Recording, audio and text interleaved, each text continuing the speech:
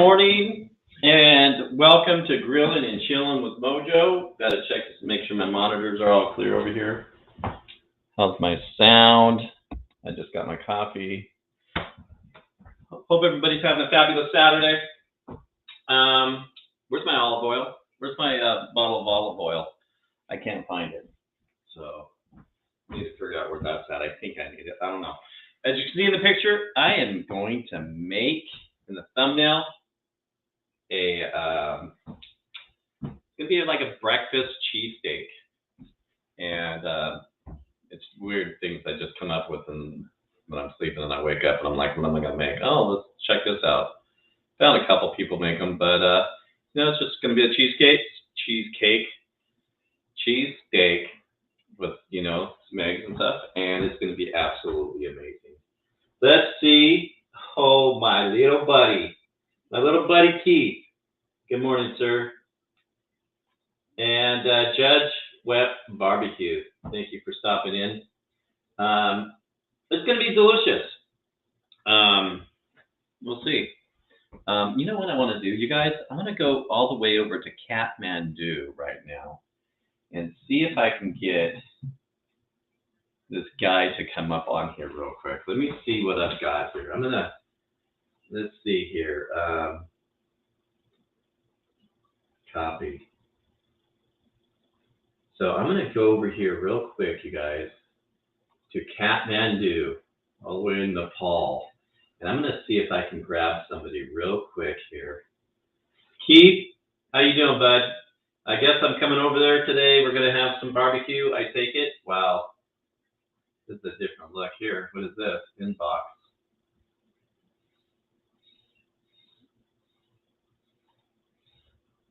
This is different. Facebook has changed their view. And there we go. Okay. Now I need to go over here. What is going on here? Really?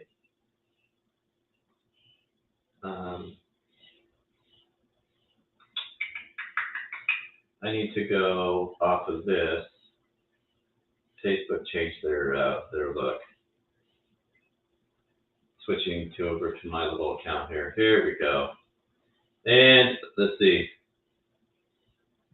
Paste. I think it's like super early in the morning.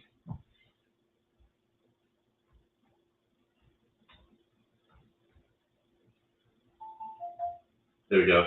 I just got a text message from somebody. Who's texting me this early in the morning? Is that my buddy? That would be Keith. What is he doing? I don't know why he sent me a picture of a hillside.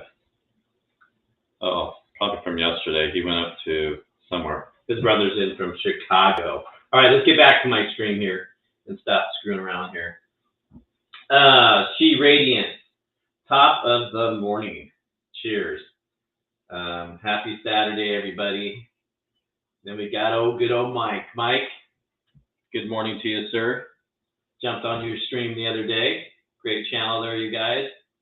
Pulling out some good fish. There we go, Phil. Good morning, sir. Top of the morning. And who else do we got down here? This should be cool. You know what? It's going to be delicious. I am like hungry, and I actually can't wait to eat it because there's a lot of things we don't eat for breakfast, and we just go get people today they're not for breakfast. Dude, you can eat whatever you want, right? And this is actually going to be, it's going to be good. There's my little buddy. What? Look at that picture. You crazy. All right. So first of all, where is my oil? My little spout oil. I cannot find it, and I am not going to get anxiety because I can't find my stuff. But it is not here, and I don't think I used. That is super strange. My knife is gone.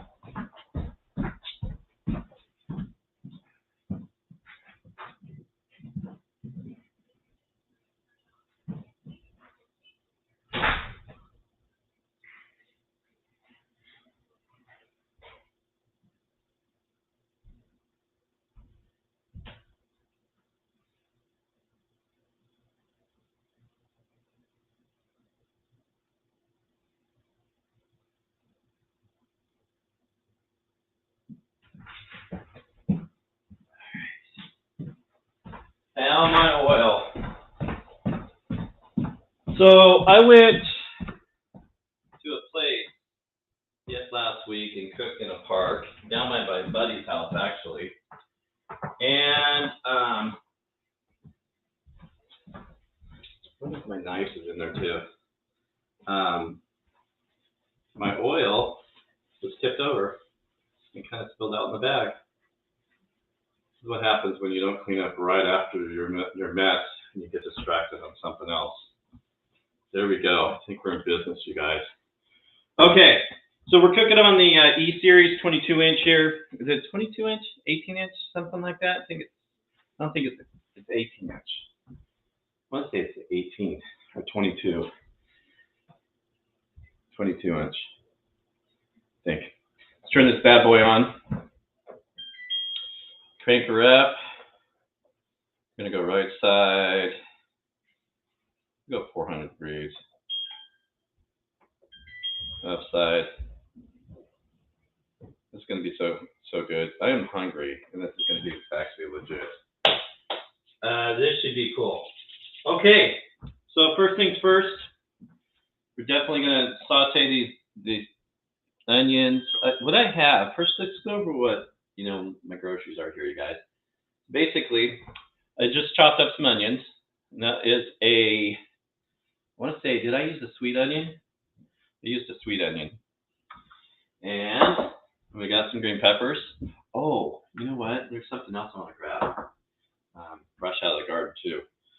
We are using some provolone, of course. And we've got some, this is just makes life easy and, super easy. But it's already beef shaved steak, beef, no fillers, whatever. It is great for cheesesteaks. And that's what I have right there. Nice lighting too. Okay, let's turn this light on too. Get a little bit more light in there. So we have that. And guess what kind of eggs I'm using, you guys. You're not going to believe this. I am using chicken eggs, right? Because there's so many different types of eggs, you got to say chicken eggs. And somebody is blowing up my phone. No smoke up the mountains clear. Fresh air, nice break. Good morning, sir. Good morning to you, my buddy. Okay, so a little oil, put a little bit of oil down. I hear people coming downstairs. They're going to interrupt me a little bit here. It's okay. Let's go with, good morning. A little bit of onions. I don't know if I even need that much onions, you guys. But there's something I need to grab out of the fridge. I'll show you guys. I'll do this. And I have some seasoning for this kind of stuff too. Some veggie seasoning. Let's see if I have it in this cupboard. But I'm going to show you something really cool and it's really delicious. Is that stuff in here? We got fried chicken. Oh, we have it. We have the rosemary. Got some greens there. So for rosemary seasonings and good stuff, by the way. Just a little bit of dash of that on there.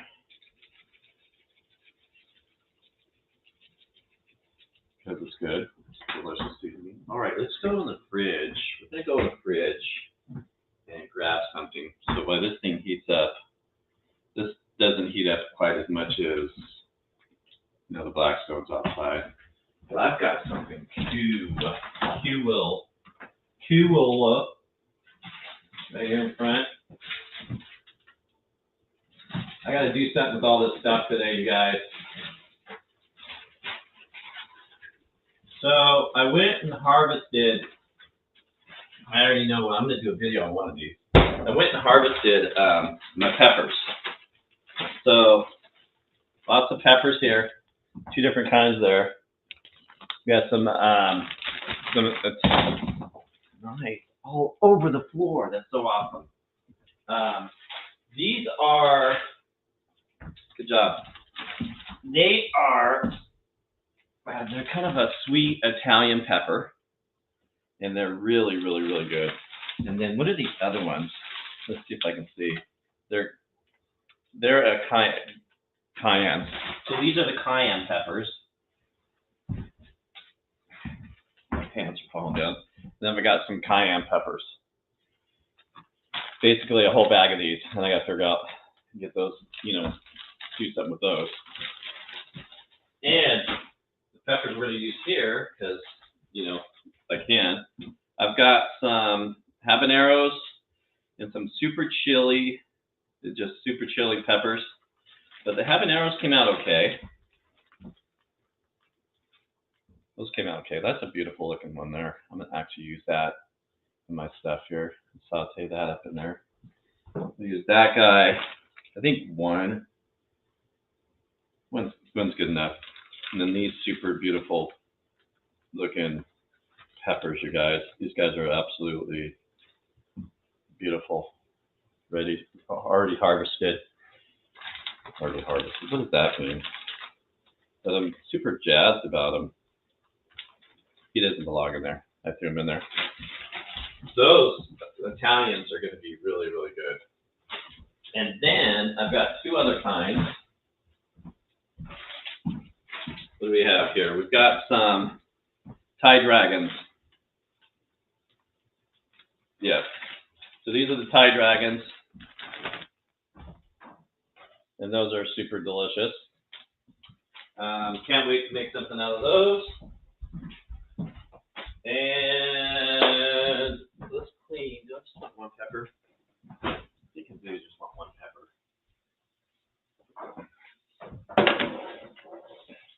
So cooking on this thing is a little crazy. Oh, do you got Gigi with you?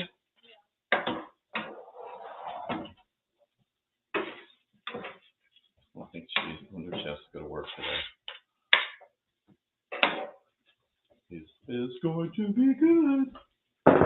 All right, I'm gonna go wash this pepper real quick, and I'm gonna cut that over there. Sun's coming out. Boy, this came out really nice, you guys.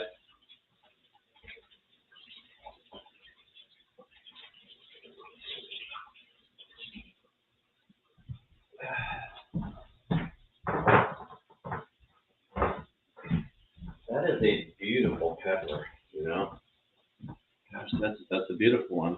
I grew that. It's so cool. My first time growing peppers. I wish I had the time for story time. Don't move. So time to have a garden. So did Mom tell you about last night when I came on our deck? No. All right. So the cat is over by the door. Hair is poopy as can be. Oreo's hair is just right. I looked and I'm like, babe, what's up with the cat? And I didn't think nothing of it. And it's dark. And she goes, oh my gosh, there's raccoons on the back porch. And I'm like, what? And I look back there, 4 huge, fat raccoons just amuck all over the deck. And I'm like, are you kidding me? So I open it. I was like, get out of here. So they go and they jump. They're coming out of behind underneath my barbecuers and all over the place, right? Then I shut the door. They come back in. So I go back out there and I just start moving chairs and say, get out of here. Next thing I know, they're going up this tree, this fence, all over the place. They took off. Dude, that was crazy. It's been a while since I've seen them. But that's the story for you. There's one on the gate.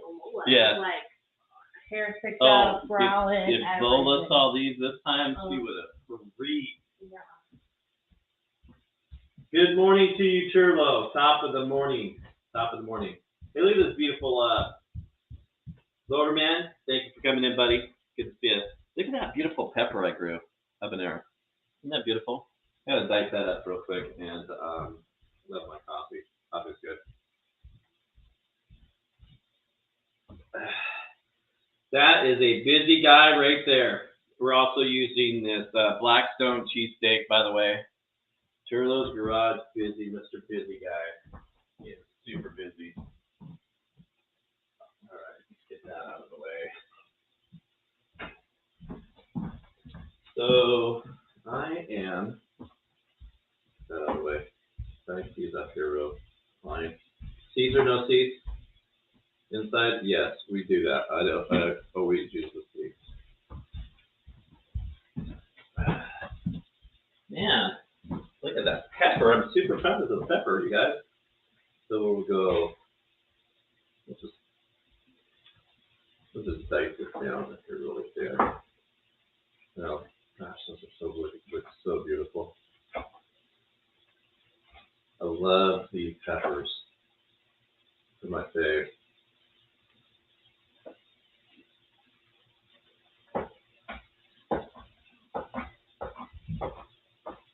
Cody, good to see you, buddy. Hey, you guys have been having the same weather we've been having, dude. I mean, it is insane. This weather is insane. Give us a try.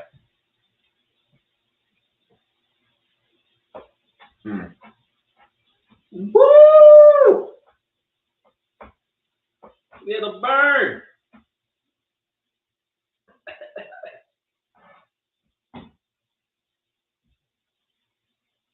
Wow. Ooh, ooh, ooh, ooh.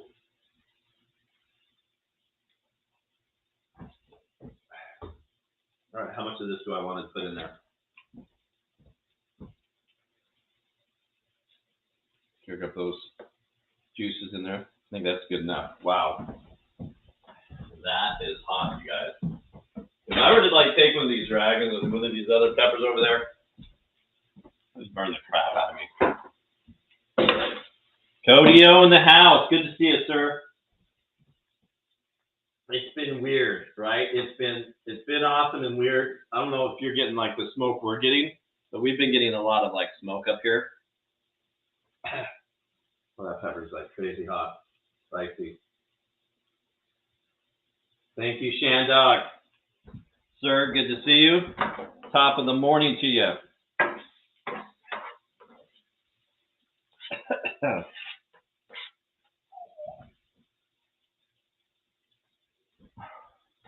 All right. I'm going to take this side down here. Bring it down a tad. Oh my gosh, my lips are burning. That was smart.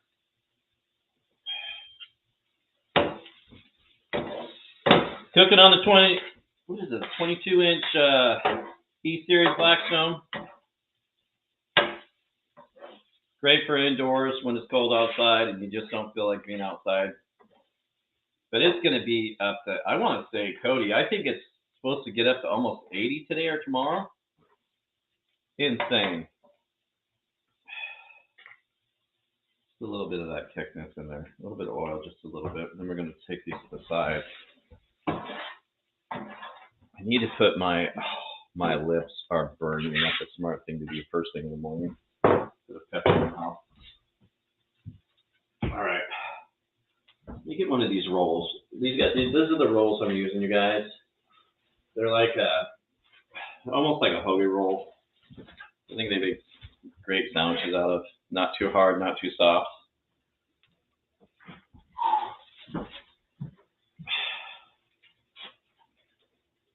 And let's just grab one of those. Oh, my mouth is burning. I'm gonna plop this down because I need my other knife to cut this, don't I? Yeah, let's do that.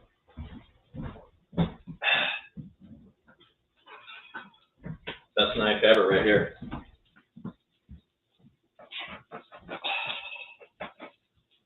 Actually, I wanted to, let's do it this way.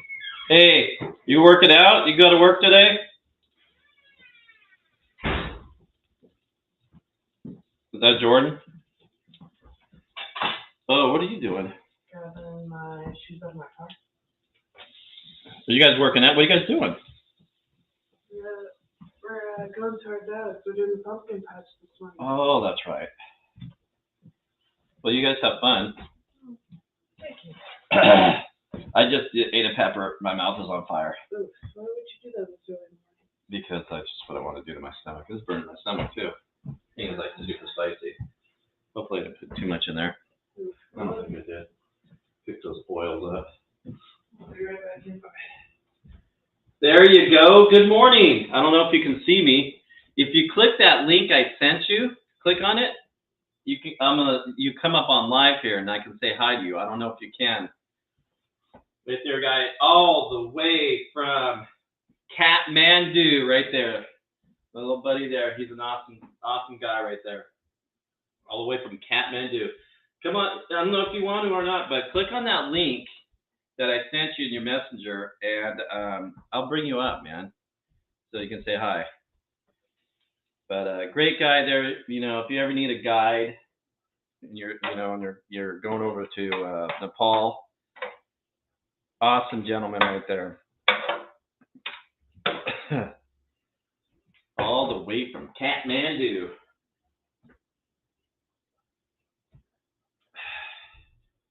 Uh, 85, really? No kidding. Yeah, Texas. No, Florida? Texas? Florida? You're in Florida. All right, Lord, man, are you in Florida or Texas? I can't remember. I want to say Florida. Which, I mean, 84. That is crazy, you guys. It's like almost like, you know, little kids knocking on the door asking for candy time, you know? And, okay, so I've let my roll here going on, and crank this up a little bit more. 22-inch E-Series electric Blackstone. I like it. It's okay. I hear the surface kind of breaks down and things stick, but it's convenient sometimes. You know, it's just one of those the additional things that you have in the house. This takes up a little space, but that's okay. All right. I want a little bit of crispy, just a little bit of the crispiness on these. I'm probably going to burn my mouth.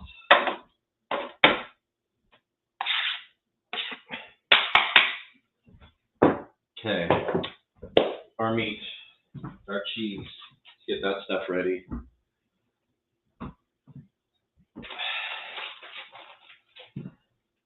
Yeah, that's what I thought. I knew you were in Florida. I don't know why I had like a, you know, dude, when you get older, you can't really, your brain just doesn't function like it used to.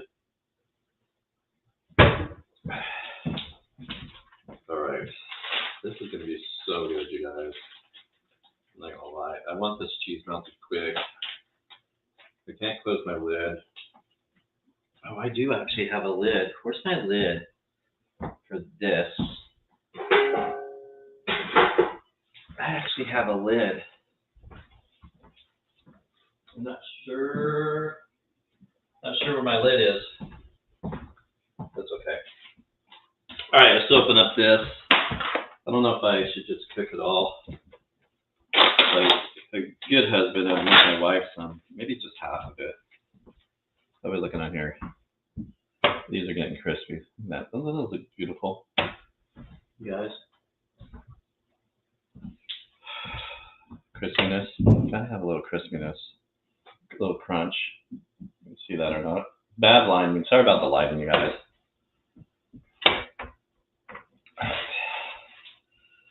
I am gonna go with probably half of this. If I'm a good husband, I'll cook my wife something nice today.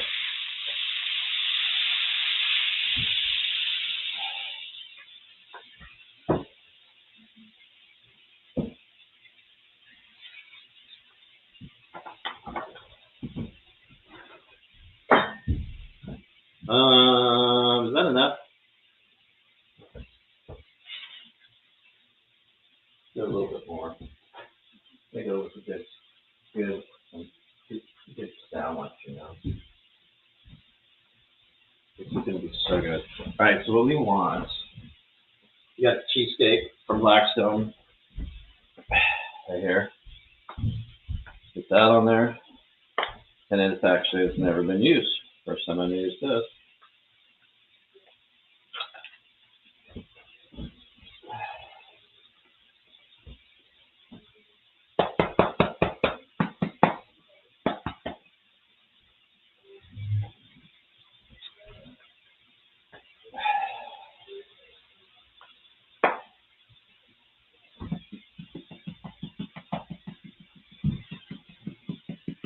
A little bit of that, a little bit of this. That should be plenty. I'll douse it with a little bit of pepper too, you guys. A little bit of crack. And you don't want to cook this up too much. We're actually going to turn this off over here on the left side.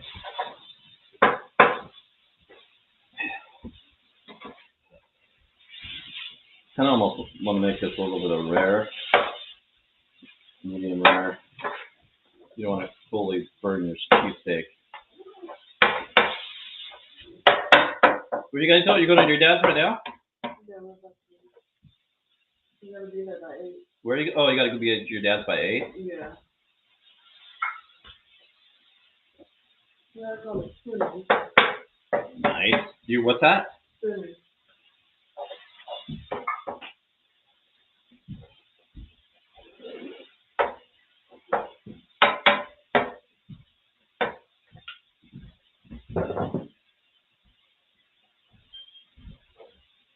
So 350, dropping that pep down. My mouth stopped burning, really. Lance is in the house. Good morning, you guys. Good morning.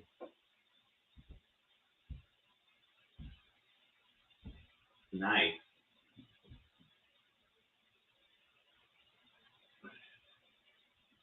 Yes, I know. Things are slowly getting there. You guys had it rough out there, man. Florida had it rough, yo. How'd you, I didn't even think about that. How'd you do out there, Lover Man?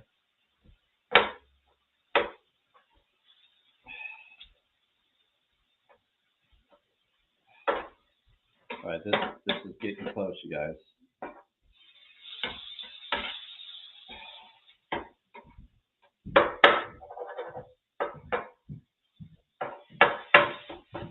Let's see where we at here.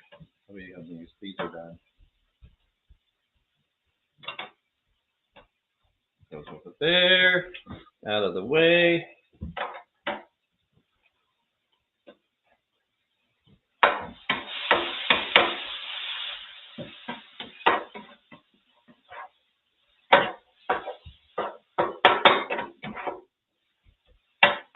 And I am going to make sure this cheese is really melted. Okay, we need to put this aside for now. And I forgot, I've got to get my eggs going too. Keep that going warm a little bit.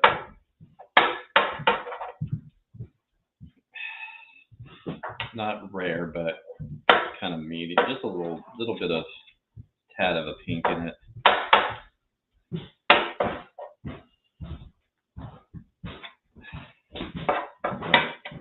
I'll be ready for the cheese here in a second, but we need to get these eggs going.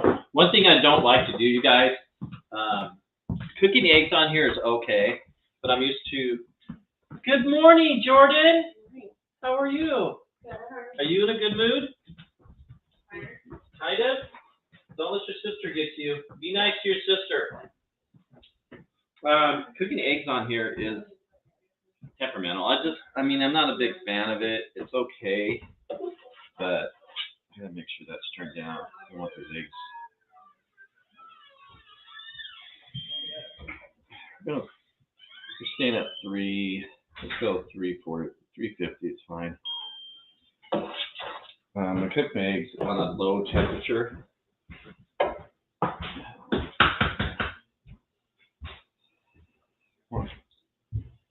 Do your thing, egg. Do your thing.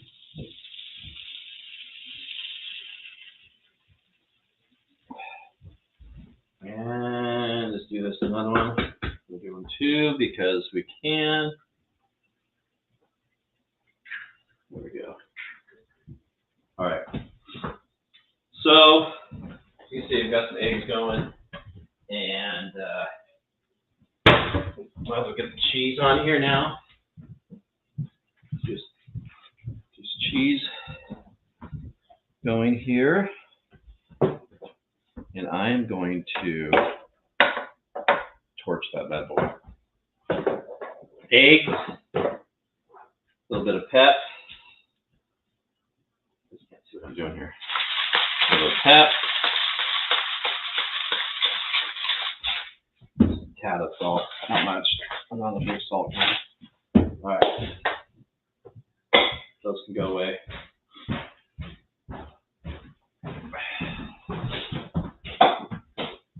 Yeah, I hope that makes too spicy. I don't think it's going to be too spicy with all that mixture. Actually, you know what, you guys? I almost forgot. Come on now.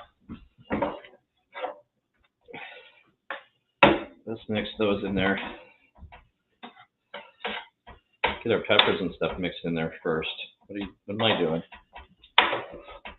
What am I thinking? Look at that. Doesn't that look delicious already? Doesn't that look good? Right? But we're not done. It's going to even look better than that. All right. Let's get this cheese in there. Let's try this again. All right. And eggs are cooking slowly.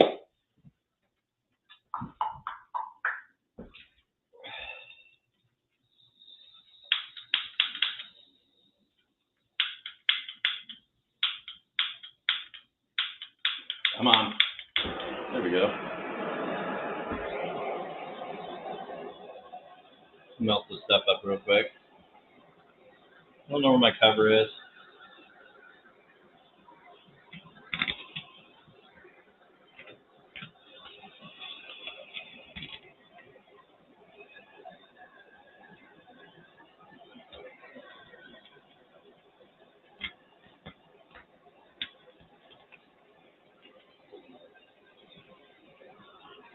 Isn't that beautiful?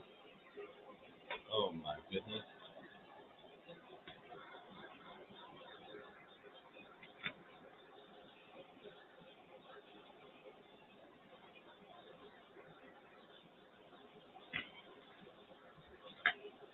All right. We're pretty melted.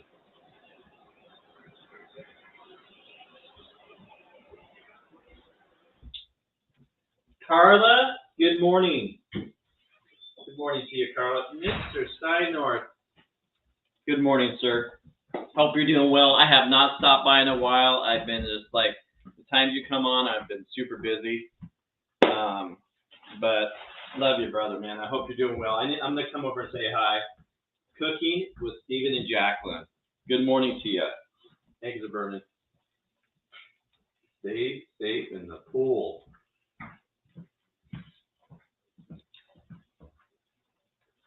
Bum, bum, bum, bum, bum, bum, bum, bum, bum, bum. All right, here we go. All right, so my phone just went off again. So we're going to turn this off. How are we looking on the eggs? Are we done? We're done. We're done. So let's flip them. We're going to flip them. And then we're done. Got to turn this thing off. All right, I need this to come off just right. See, you're not using a metal spatula either.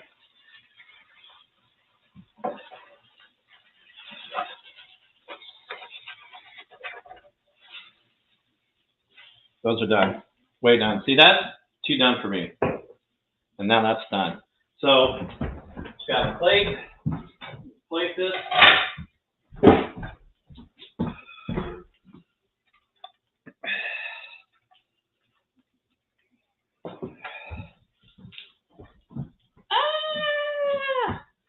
We're going to go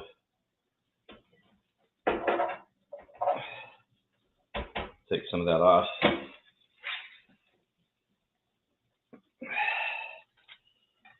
Not the most beautiful looking sandwich in the world, but it is sure cheesy. We're gonna make this a little big, so let's do that. Do that. Oh my gosh, this is oh my goodness, it's gonna be so good. Where's my dog? Miss Gigi, are you in here? All right, here we go. A couple eggs on top, like that. Cooked my eggs way too long. That's okay. Everything's off, and there we go, guys. I need to take a picture of this before I do anything either. There we go. There we go. Oh my goodness. Tell me that don't look good. What's under there? A lot of cheese and goodness. And yumminess.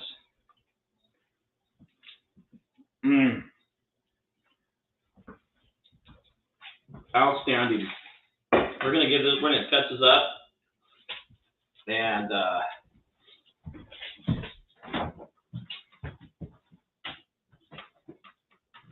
I'm going to put this stuff away for now.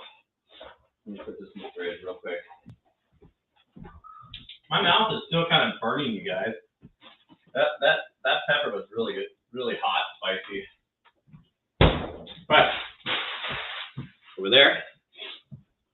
I'm going to bring you over here. Let me pick up this meat. I need to put this on the floor too. Get myself situated. We're gonna go like this real quick. Oh my goodness, it's so good. I want a bite of it.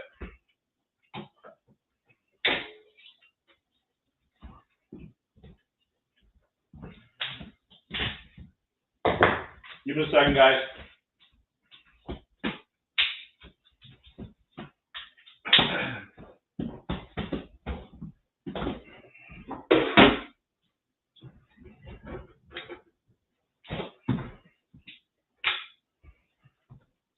Nice thing about cooking in the kitchen. Let's get this out of the way. Looks like that. All right. Move some stuff out of the way. Get some of these beautiful knives out of the way.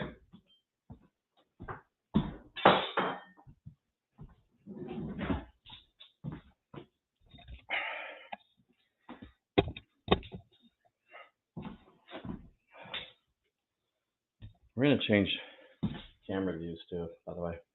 Oof, pure chicken.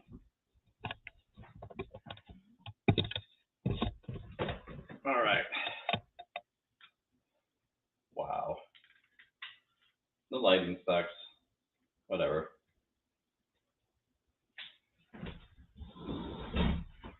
All right. We need to take a picture of this beautiful sandwich. Right here. Let's cut it. I'm going to cut it open and I'm going to take a picture. Let me change my pants. It's going to be so warm today. Oh, we got just gooiness coming out. Oh my goodness. There we go. Tell me that picture looks beautiful.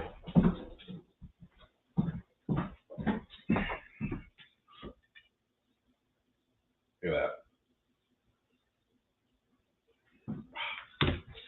Take a picture of this real quick. And Sky North. What did I just see? This small message from Sky. All right.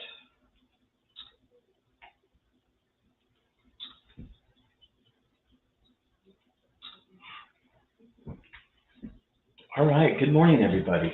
Boozy, good morning. Angie, good morning. I am going to throw this link up here, you guys.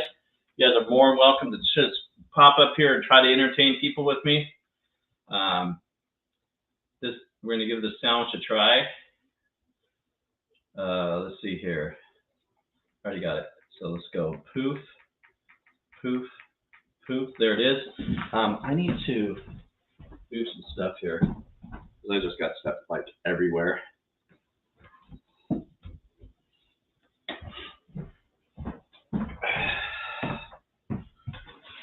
Move out the way.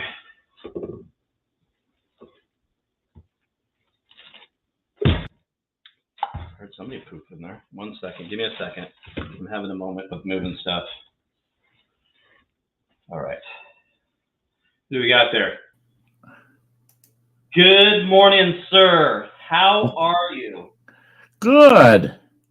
I am so, I kind of want to apologize. I haven't been around and I haven't been on too much, but you already know how busy I am. I'm pretty darn busy, but that's no excuse, right? Yeah. No, no, it's a reason. It's a reason.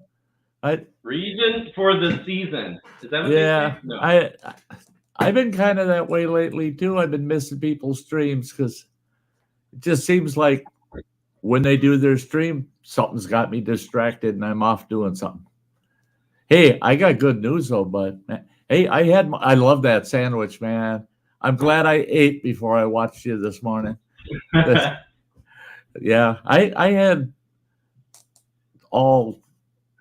some of it fixed separately, but all mixed together, kind of just like a throw together eggs, sausage, bacon, peppers, yeah, all smothered in sharp cheddar. Man, listen to that. That is awesome. And then I poured good old Wisconsin 100% home prep maple syrup over the top of the whole works. Wow. A little bit of bite from the peppers and a little bit of sweet from the woods, Yeah. Did you see that pepper I put a habanero in there that I grew? Yeah. That's awesome that you grew those peppers. Yeah. You were talking, not having time to be able to actually garden, And I got my hopes up to do a little bit of gardening next year, but boy, my ideas, I whittled them right down to small garden because. Oh, did you? Yeah, because I just got plants. I want to travel around. I want to be out camping and yeah. Oh, and my good news is they took that feeding tube out of me yesterday. Oh, no way. Yeah, it's gone. I got nothing attached to me at all anymore, and everything's got to go through the mouth, and that makes me twice as happy. Yeah. Right? Yeah. Oh yeah, I'll eat that. That is so good, dude. It's about time, right? I mean, that was what, like 3 year and months. a half? Well, the whole thing. Oh, the whole thing, yeah. Actually, yeah, it was a good solid year and a half that I was going through that. That's crazy, man. But I'm starting to feel really good. I can't gain weight. I'm in the 150, 155 pound range. Are you? No matter what the hell I eat, I just can't gain any weight. Doctor said, that's your new weight, pal. Your metabolism's totally changed. He said, that's your new weight. But, oh, God, look at that cheese. Wow, num, num, num, num. I had lasagna 2 nights ago, and I put so damn much cheese on top of the damn thing. My youngest boy, stopped over just as I was having my dinner, and he goes, what the heck is that?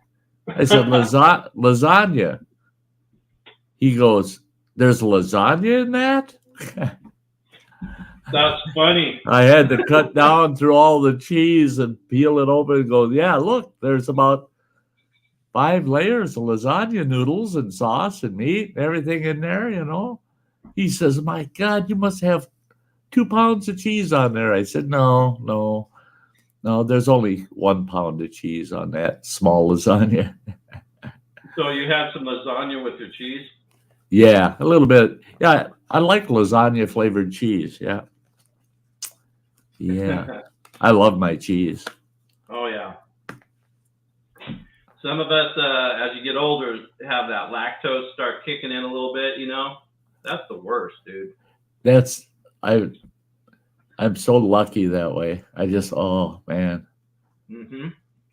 I thought all this rigmarole that I went through that because that was one of their things they kept telling me your taste buds are going to change, your tolerance to certain foods are going to change, and no, not I. The last couple weeks I've been eating whatever I want, so Wow. and it all tastes great. It all tastes great. That's so awesome. You know, the weather here is insane. We haven't had rain forever, and it's going to be almost up to 80 today Oh my gosh. in Washington State. Oh my gosh. I hope some of that's coming our way because we've had rain for the last 3 days and we got rain forecasted for the next 3 days. Currently, it's 36 degrees. I thought I just saw a mouse in my house because of the cat. No, I don't have mice in my house because we have a cat, but it was one of my peppers that fell on the floor and he was messing with it, kicking it around, and it went into the pantry. He playing with it.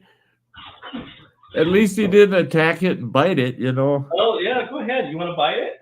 Yeah, have a bite. Yeah. That was funny. Our weather here has been just the opposite of you guys. It's Has it? Hard freezes every night. Wow. Yesterday morning and the morning before when I got up, there was about a half inch of snow on everything. The snow is finally going away. Is it? Yeah. But it's the beginning. Dude, it's all pretty much half eight in there, Daddy Dutch. That looks so good. Good to see you, sir. Thank you for stopping in and saying hi for a minute. Appreciate it, buddy. Yeah, so this is the beginning of the cold weather. Ours is coming. It'll be here probably in about a week. So that's when it's going to start hitting. And it's going to be an interesting winter. I kind of wonder how it's going to be since we've had this weather for like this so long. See it here with the snow this early. Usually we'd see snow at the end of October. Last week of October, we might see our first dusting, you know. Mm-hmm. But it's 2 weeks ahead of typical year, and I was out there for 2 days fighting with my snowblower trying to get that bugger running for the winter, and then it snowed, and I'm like, "All right, you bugger, you had better start because I am not going to get the first heavy snow and not have a snowblower. No way." I'm telling you, it's that makes a big difference because you can get some snow where you're at. Oh yeah. I did some video of the one snowstorm we had, and that's when it dumped. We got 29 inches here in 24 hours. Just north of us, about 9 miles, they got 36 inches in 24 hours. And if you didn't have a snowblower, I would have died of a heart attack out there for damn sure. Right. Because even with the snowblower, it took me about 3 hours to snowblow the whole place out. And you had, did you say you had quite a few feet? Yeah, it was 29 inches. Yeah. In that one 24 hour, it was less than 24 hours, but within that window of 24 hours, we had 29 inches, but we got it all in about a 10 hour stretch.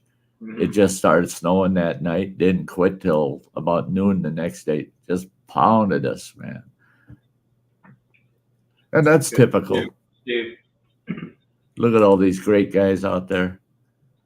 So, since he popped up here, Uncle Steve Shake, you guys, there's quite a bit of you guys that, order stuff through him. He's actually, his seasonings, I mean, I love his stuff. And I will post a link. Good.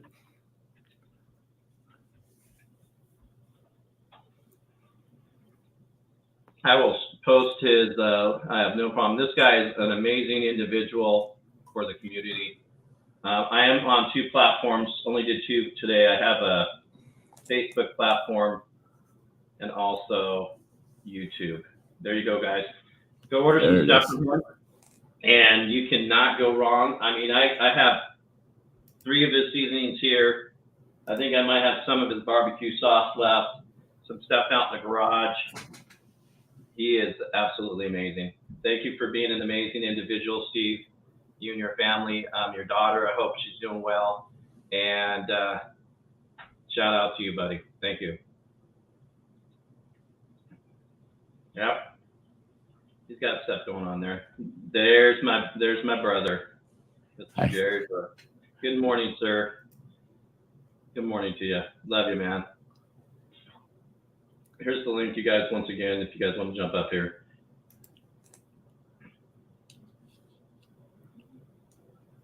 Yeah. Uncle Shake. Yep. Uncle Steve's shakes. I like that little statement on that one for the seasoning for frying up birds. It says if it flies, it fries. Yeah. You betcha. Oh yeah. If it flies, it fries. This sandwich is insane. This sandwich is like a lot of sandwich. See, now I would have maybe gotten half of that sandwich down. Oh, really? Yeah. That's about how much capacity my stomach has. I can't eat a lot, but boy, just the fact I can eat whatever I want, that's cool. And I shouldn't complain because I start eating when I get up in the morning and I don't quit eating until I go to bed at night. I eat basically every hour on the hour I'm eating something. You know, I try to get between 2,400 and 3,000 calories in me a day. And that's not easy to do when you can't hold a lot of food, you know. Right. Because you have your stomach is shrunken up. Yeah. So my stomach's so darn small now. Yeah. Yeah, I know. I'm telling you what. My youngest boy and I were talking when he was visiting the other day. I had just come back from the grocery store and I told him, I said, man, I went in there and I bought stuff for the next 3 days that I wanted to fix. I said, it cost me over $40. Mm-hmm. And he said, yeah. He says, man, the groceries are through the roof. And I said, well, the worst part was our system is not designed for single people, man.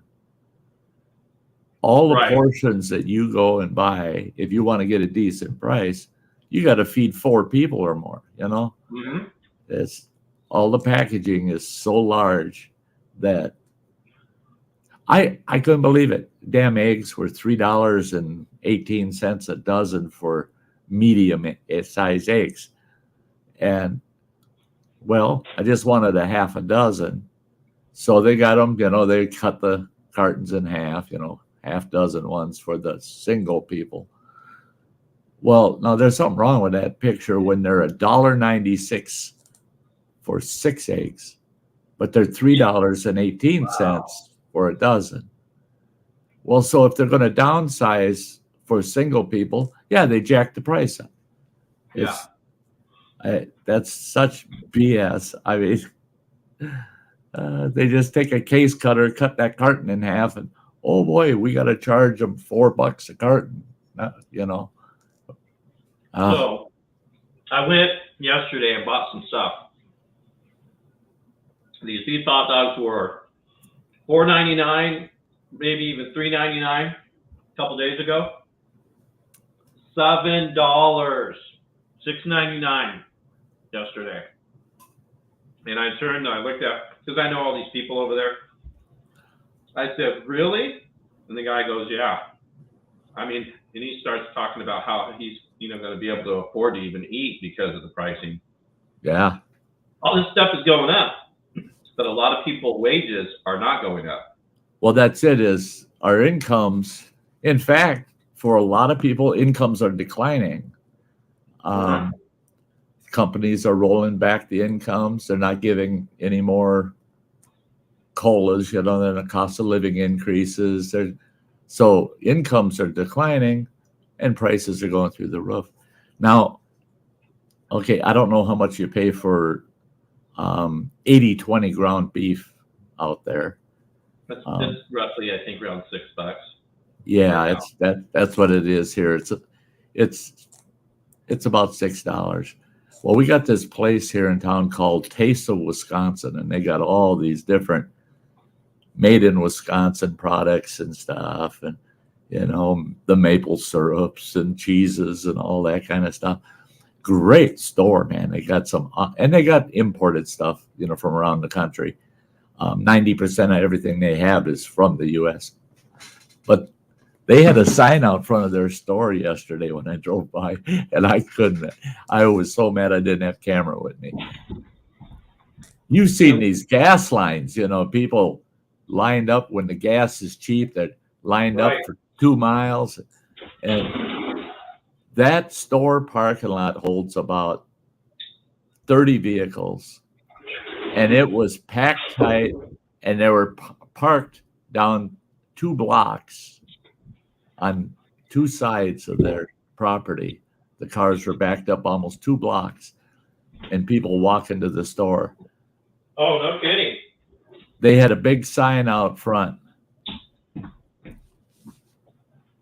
Wow. 80/20 Black Angus, ground Black Angus, $3.49 a pound. Wow. $3.49 a pound. I was watching people coming out of there. You could tell their bags probably weighed 40 pounds, man. And so I talked to a fella late yesterday afternoon that they provide the beef to them from a local ranch here. And I said, man, are they selling the burger down there?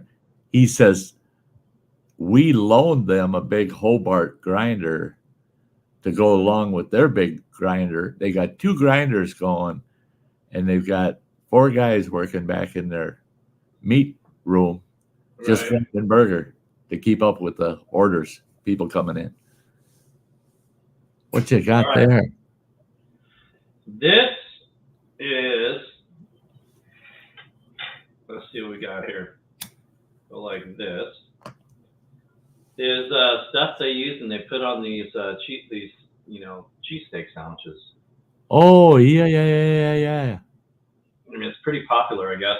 I ordered 2 jars. They were a little spendy, but I'm going to try it. I was going to do this and forgot that I had it out, but I'm going to try it on here and try their stuff on my last couple bites. Now I need a new spoon since I just destroyed my spoon. I'm so glad you finally get to eat, dude.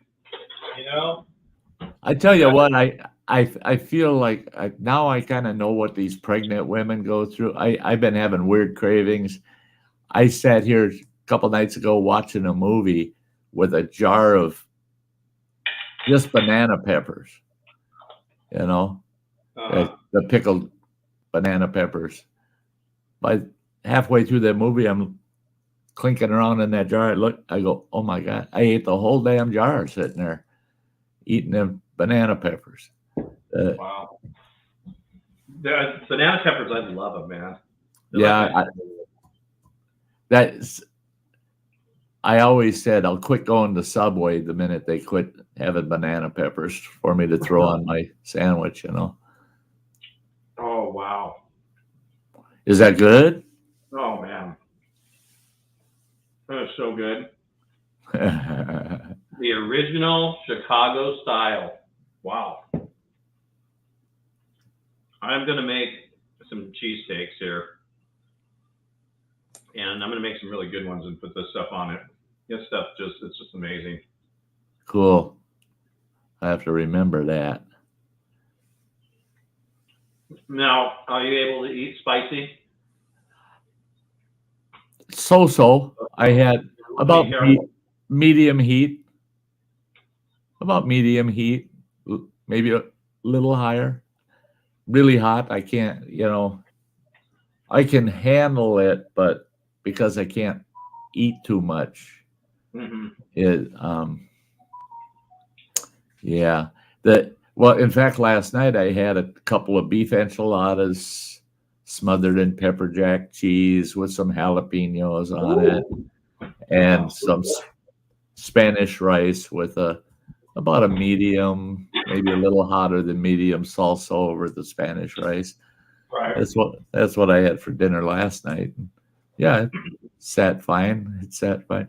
I had that last night because the doctor removed that tube yesterday, and and I asked him. I said, "Now do I have to watch my diet for a couple of days or something while that heals up?" Or he says, "Eat whatever you want," and I go, "Can I eat something good and spicy?" And he goes, "Yeah, sure."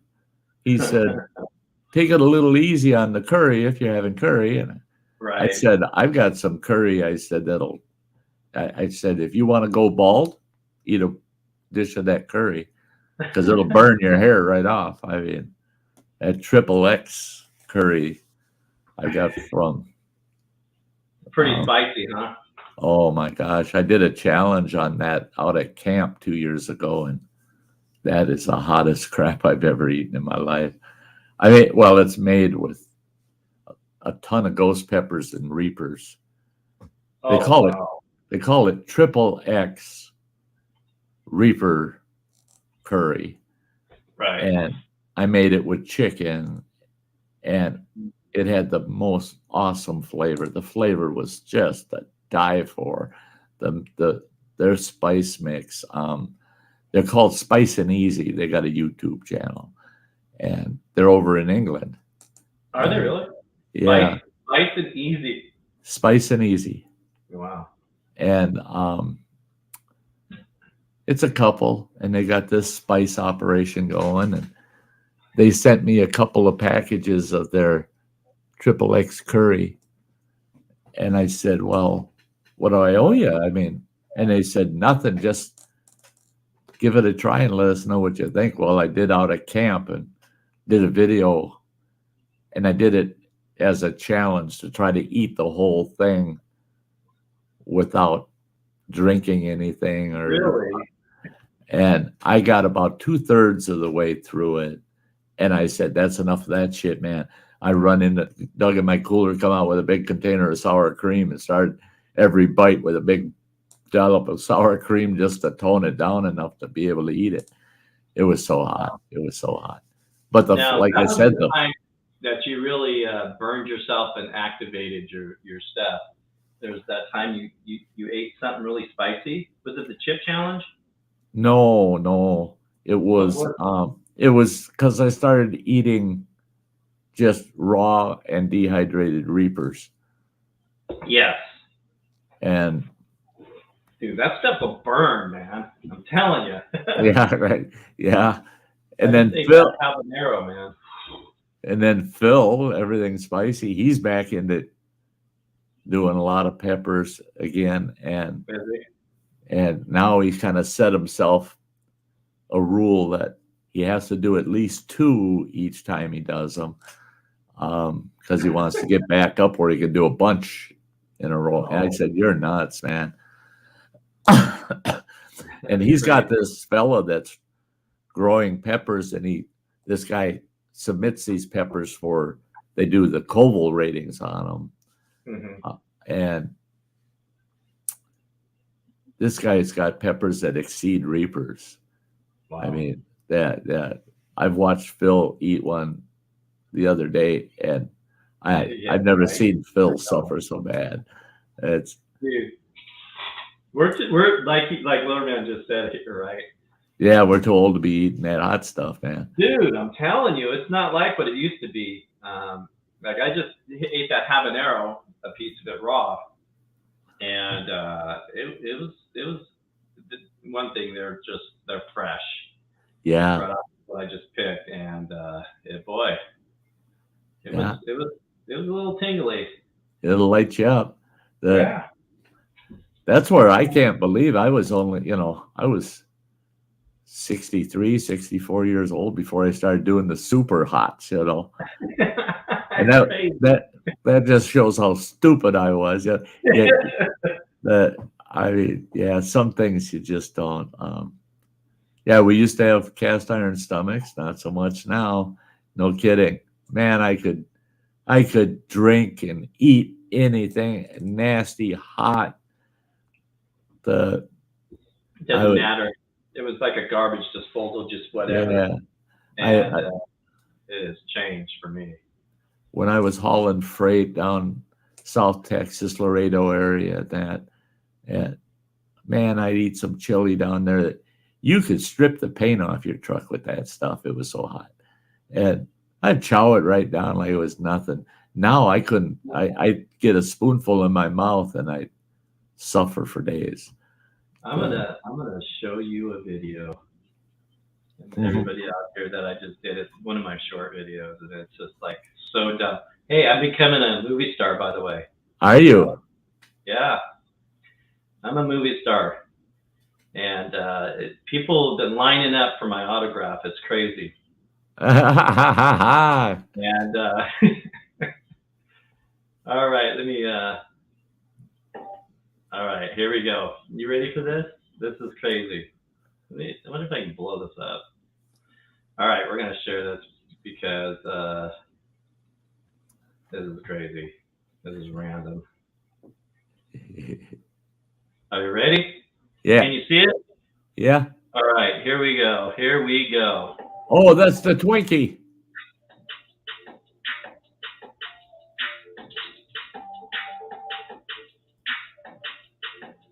Squeeze cheese. Oh, look what I have here, Bob. A stinky wiener sandwich. Your favorite. I don't know if you can hear that or not. Yeah. Cheer up, Bob. You know, Bobo, I think you're developing a bad attitude here. You see, Bob? You gotta look at the big picture here. You gotta grab the world by the lips and eat real hard.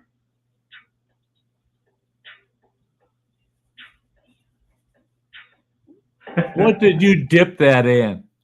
That was milk. Oh.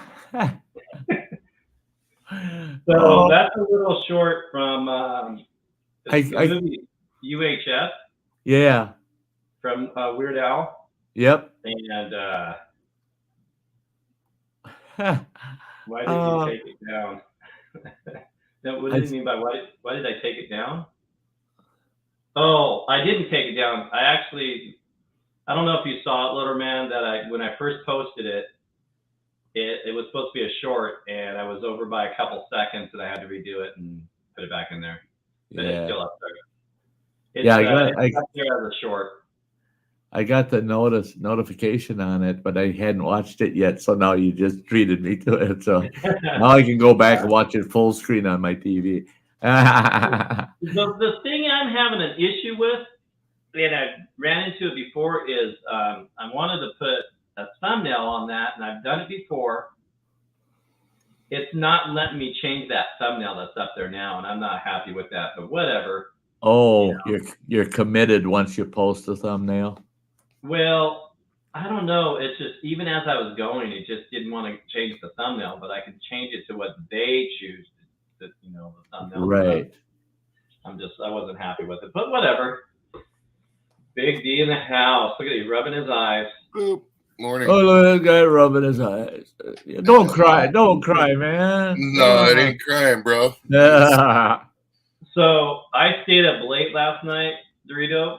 Yeah, me too. Staying up late, getting ready and prepping myself so I could sleep in. And that's what I kind of did this morning. I was able to sleep in. I was up till 2:30 in the morning. Holy smokes alive. I just couldn't go to sleep, dude. Mm-hmm. Boy, you and I, man, we should have called each other at about 1. I wouldn't have got all my wrenches wiped down and put back where they were supposed to be. Were you working in the garage last night? Yeah, I was cleaning and trying to organize my tools somewhat. Wow. Oh, I'm not kidding, man. We should have been on the phone together while you're doing that, because I was in our back porch clearing off some shelves because we're putting in a charging station and got all the Ryobi cordless tools. I'm getting them all on the shelves back there, so it's just grab battery, pow, out the door, And so I couldn't sleep last night. So next thing I know, I'm in the back porch and I'm messing with the tools, getting things in order. And Jesus Christ. Hey, hello there, is Matt. your son home right now? Huh? Is your son home right now? Yeah, Ty? he's just woke up a little while ago. That's why I'm awake. Yeah, I was asking Sty. His son's usually gone. Is he home now? Sty? My boy, running water? Yeah. Oh, he's back out on the road. Hell, they sent him back out. He was home for like 9 days.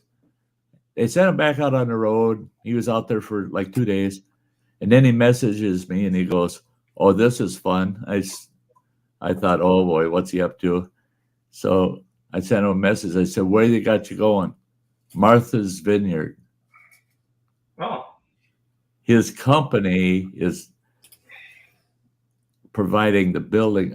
They're sold the building to Martha's Vineyard. It's a big processing hangar going at the airport to process immigrants. Oh. And he said, "Oh, fine. Why didn't they fly that crap in there?" He's got a big 3 flatbeds full of iron and everything. Hi. Hi, everybody. Yeah. Hey, Draco. I couldn't believe it. $910 each way on the ferry out to Martha's Vineyard with a semi-truck. That's crazy. $910. I would just like to say, besides first saying that you look real good, Sty. I feel good. Man. You sound bitching. I'm coming back. I'm nowhere near where I need to be, but I'm coming back. Yeah. But I would like to say I'm kind of glad they're putting one of those buildings out there, because you know what that means? That means that bitch ain't getting away with what she thought she was going to get away with. Right. And you know what? You go ahead and step in line and take the honest, good people, just like California here, and weed them out and send the fuckers back that don't need to be here. Right. You do the same exact. Oh, you're a cartel. Get the fuck out of here. You want to work hard and be a family? Stick around. And that's it. Is that this blanket just, oh no, bounce them right the hell out of here. Well, that's not very smart. That's, it's not American, bro. No. Now, I've got a lot of friends in education, and one of them happens to teach migrants how to become citizens in the U.S. That's what they do. And he introduced me to this guy and this gal from one of his courses. And I'll tell you what, I was so proud of them too. You couldn't take any high school kid. I guarantee it. I guarantee it. You couldn't take any senior out of high school and match them against those two on knowing our civics and knowing the history of this country. Because it's important to them. To them, they want to know everything. They want to know all the rules. They want to know how the structure of our government is, everything.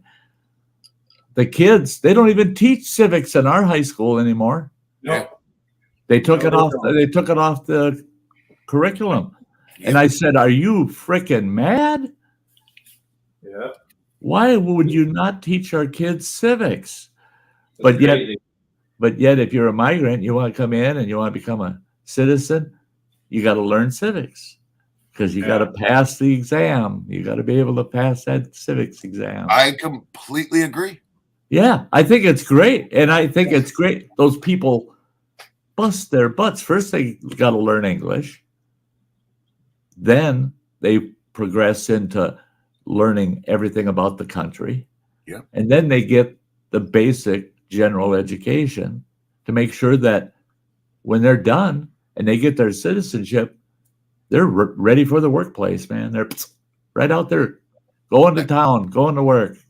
Out So- here, it's not so much English. It's more of learn the way the state, the country works, Yeah. and as well too.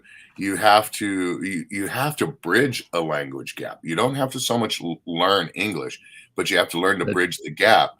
And See, I kind of agree and disagree on that Yeah. issue. Well, it's California, so See, California, I almost went to work out there at California Tribe down by Palm Springs, and the only problem is the tribe mandated that you be able to speak Spanish if you can't speak because so much of your where'd you clientele. go, Morongo?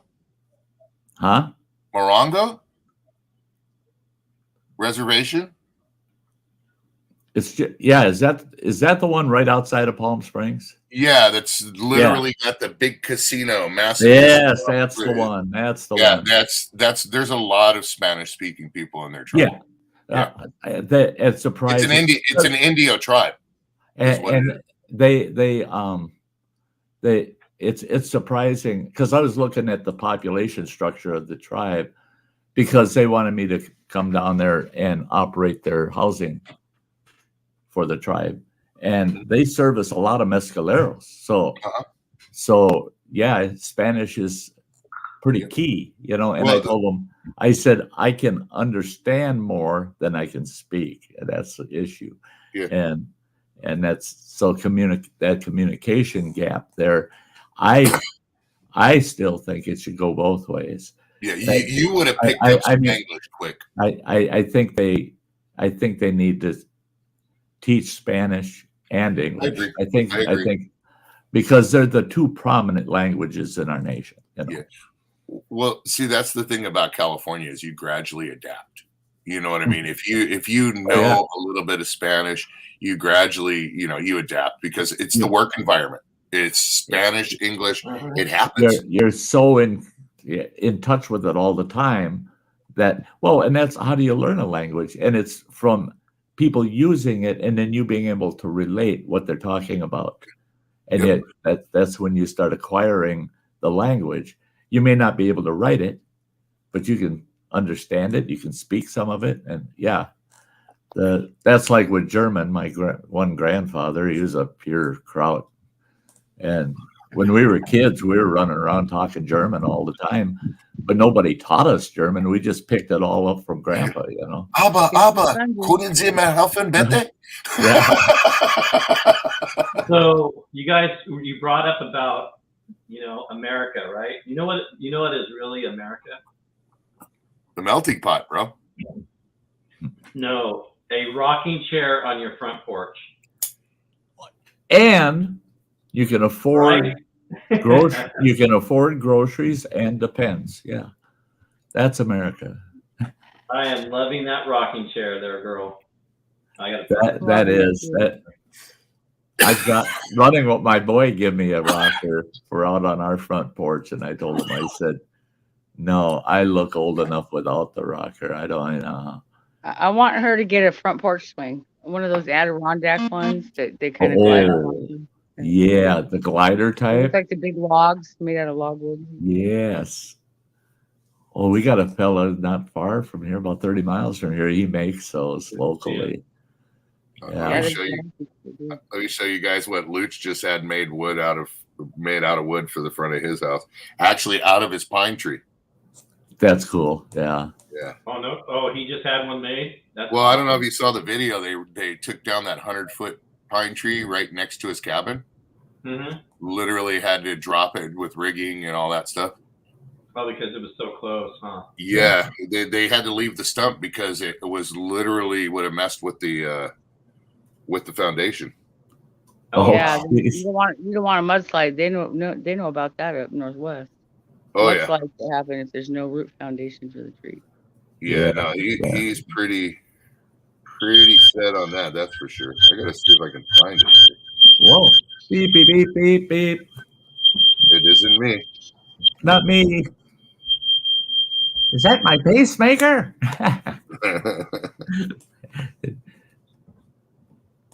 Yeah, I had the fireplace on for the first time, and I have a feeling it just kind of, put up some little bit of a smoke in the house. Oh. So, I just woke up the whole house. The whole house just woke up. That's awesome. I still got to find the picture, but I was looking at this one. A buddy of mine, when we were out in the dirt playing around yesterday, a buddy of mine's, my buddy George, his friend, came over and says, "Hey, you guys got some dirt bikes coming up, right?" And I says, "Yeah." He says, "Do you mind? Can I get my son to test ride a couple of them for you?" He says, "Man, I don't know. It's kind of a liability thing." He says, "What do you mean liability? Here." Is that your buddy, really? That's my buddy's kid. Oh, He's wow. 16 years old, dude. No fear, dude. Look at this, dude. That's a Superman, bro. I know. Yeah. That's right. 16 years old, man. That's crazy. Yeah. So My son's best friend died after he was racing on Father's Day up near Reno, and he was wearing his helmet and everything, but he fell and hit his head on a rock, and he died on Father's Day. I was riding a dirt bike in a race. He was only 14. My son was 15. Yeah, my wife's cousin, same thing. He was up out at Glamis riding the dunes, and he came up a dune, balls out, and as soon as he hit the top of the dune, there was a sand rail coming over the other side, and it hit him and crushed him. It hit him and caught him while he was in air. It caught him like this, flipped him over, and landed on him basically hit him, carried him, and then landed. Slammed him to the ground. Yeah. Well, it was a high jump. So he came over the dune. He came up a high dune like this, and this guy came off the top of the high dune. So when he came up, he got hit like this and drug with the razor underneath. And when the razor had him underneath in the air and then landed and killed him. I feel better with my son racing cars as opposed to dirt bikes any day. I like cages myself. Cages. Yeah, it's nice. It's nice to be in a cage, ain't it? Yep. When I was young, back in the 70s, I was running enduro for about 3 years. I used to snowmobile race, and I ran enduro, and then that damn enduro, I kept getting banged up so damn bad. So I switched to trials because that's slower, that's more technical. You're not airborne. Yeah. But hey, good morning. Good morning, Mrs. Mojo. Wakey bakey. Nothing like a smoke detector as your alarm clock. Right. Yeah. One of my daughter's house said there's smoke in the kitchen. The alarm is going to sound, and it's going to be very loud. Look at what she's on. Isn't that the job of an alarm? I'm just, that's like it's dumb. Yeah. It's obvious. It's like, hello, that's common sense. It's gonna be loud. Yeah. My ex-wife, I'll never forget her. The dang kitchen just full of smoke. Can't remember what she was burning on the stove, and that smoke detector goes off, and it's screaming like mad. And our house, it was on all one system, so every alarm in the house is going off, and she's screaming and yelling, "Why is that thing why is it so damn loud? And I don't understand why it's even going off. All I'm doing is cooking in the kitchen." I said, "Look at the smoke." I said, "If you were over 5'4", you'd realize you can't breathe in here. And the reason it's so loud is, what if you were sleeping and somebody like you was burning the house down? It's Come made on, to wake you up. Yeah. You're complaining about the obvious. I mean, obviously it's doing its job. The decibel meter is set on fire alarms where the loudness is literally, like, one of their testing things is it's to set a decibel meter by it, and it's supposed to set up to a certain decibel to where it's ear ringing tone. Right. If you're right next to it, it's supposed to give you that static sound in your ear. Right. Yeah. And vibrates you. Yep. I have a friend that's testing standards. I have a friend that's deaf. I mean, even they try hearing aids. Deaf people can actually not only hear it but feel it. That's it. He said he can't hear it, but he feels that vibration. Yes. feels that vibration in his ears. Yep. So It's the pitch. yeah, it's cool. You know, it makes me think. See, I have that issue with bells. But not the ones bong bong, but ding ding ding ding kind of bells. That high pitched ting. Yeah, I don't hear that.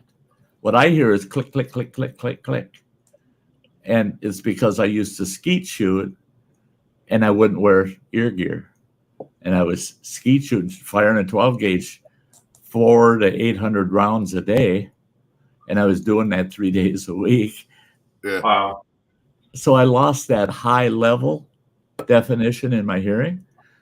And I was sitting, and I was in high school at the time, and I'm sitting in typing class, and those are the old fashioned typewriters, tick, tick, tick, tick, tick, and then they go Click, ding, click, click. you know, they ding at the end, and you slide her back, you know. Yeah. Well, I'm sitting there playing with mine and going click, click, click, click, click, click, click. All of a sudden, the teacher went ballistic. Sty, you little creep, you're driving everybody nuts. Quit ringing that damn bell. I said, what bell? I didn't hear no bell. Here I clicking away, and I didn't know it was ringing. And the whole class is staring at me like, what's he doing over there? I'm trying to figure out what that click is, you know. I'd have been like, you mean an angel got another set of wings? Yeah, boy, I gave out a hell of a lot of wings that day, and it pissed the teacher off. Yeah, there were people that didn't deserve wings that were getting them that day. Ding, ding, ding, ding, ding. Hey, Mojo, back to your Twinkie video. Yeah. I did see that, by the way, and you'll be so proud of me, bro. Last night I couldn't sleep, and just when I finished the tools, I was looking at I switched from music and I went back to video, and Fire Ready to Hit Hot Fire was still on. So I popped up there, bro. And you know who else was up there, right? Who's that? Kathy Bates. Oh, yeah. Oh, where I was at last night, staying on a panel. She was at Ready to Hit Hot Fires last night. At that time. Okay. Yeah. So I pop up, we're sitting there bullshitting, and I said, hey, Kathy. She says, what, Dorito? I says, have you seen Mojo's newest video? She said, no, I haven't. I said, well, let me show it to you. And I shared it with everybody. And it was the Twinkie video. And she, what the fuck? Yeah. Talk to Mojo. Was it the short video? It was the Weird Al Yankovic first as a video, and then I had to change it. Yeah.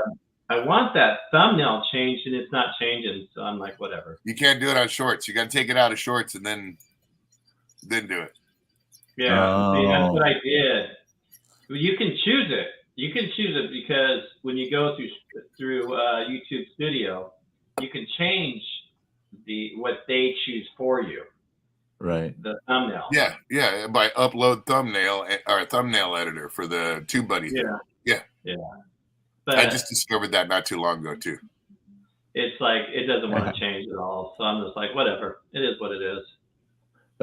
First thing that, you know, first I'm thing, a movie star. So go ahead, Sty. I'm sorry. Go ahead. First thing I noticed when I saw the notification for it, and I looked at it quick, and I just saw the intro kind of, and you putting that squeeze cheese on there, you know. We call it squeeze cheese. Cheese on it. At first, I thought he's putting frickin' mustard on there. Oh my God! No, don't do it. No, not with a Twinkie. I mean, mustard and Twinkies. No, that's pushing the limit. I think that might be actually kind of if it's like hot mustard. Hot mustard. Maybe, yeah. If it's got a good, it's got to have a good bite to it. Or like even like a horseradish, not a horseradish, but like a horseradish. The cream horseradish might be good. Yeah. I use that creamy horseradish all the time. Look at what'd you do? Did you? There's Kathy. I played the video for Kathy. I played the Twinkinator. But that I right away I thought, oh, okay, here we go. That's Minnesota State Fair stuff. Twinkie dogs, you know. Yeah. That's the only reason I ever went to the state fair is to eat all the weird shit that people were coming up with for that year, you know, all these deep fried things. And yeah, they just came out with a new Twinkie that's a glazed one. Yeah, I heard that. It's so fucking good, dude. It's perfect for the freezer. It'd be like a ding dong, but a Twinkie. No, it's like it's like almost like a donut. Well, almost but it's got a coating on it. Yeah, and that's what I'm thinking is, it's not just a sponge cake; it's got that. Yeah, coating. It's like the glaze from a donut. It's so fucking good, dude. Yeah. If they make the banana ones, if they make the banana Twinkies glazed, that'd be. Perfect for the freezer, dude. Do you remember back? I don't know if it goes back far enough. Banana flips. Hostess made them. They're called banana flips, and they look like a taco with the cream filling, and they were banana flavored sponge cake. Oh my God! When I was a kid, banana flavored sponge cake. For some reason, that sounds familiar.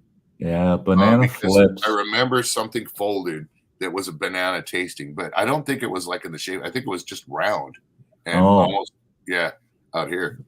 The other thing that I got hooked on for the longest time was those Choco Tacos. I mean, my wife loves the Choco. Loved the Choco Tacos. They're messy to eat, but I love them. Well, Hostess, I don't know about how you guys are. Kathy, she knows what I'm talking about. Yep, there they are, right there. Bouncers. They're so good, dude. They're little round buggers. Look at that. Yeah, and they're good. They come like 2 in a pack, so like they're perfect for my lunches. I wonder how many calories they are.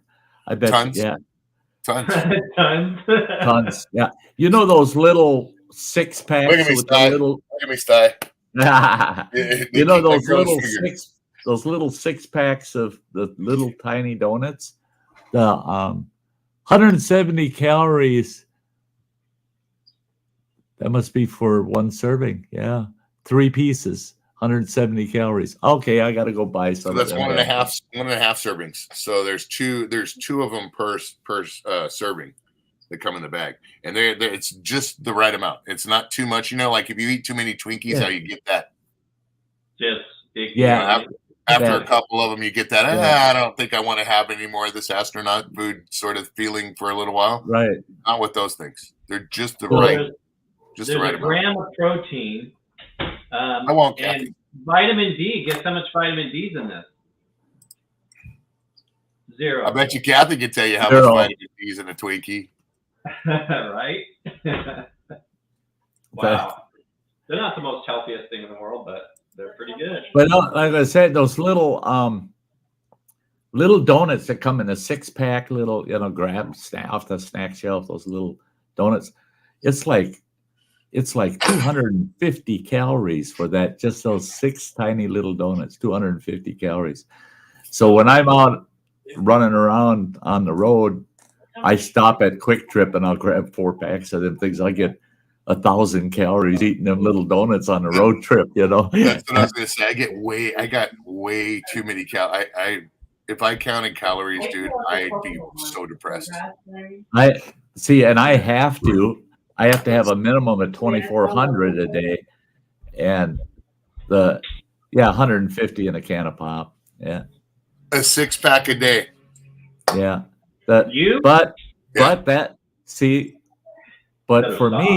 for me, I won't drink that pop at 150 calories.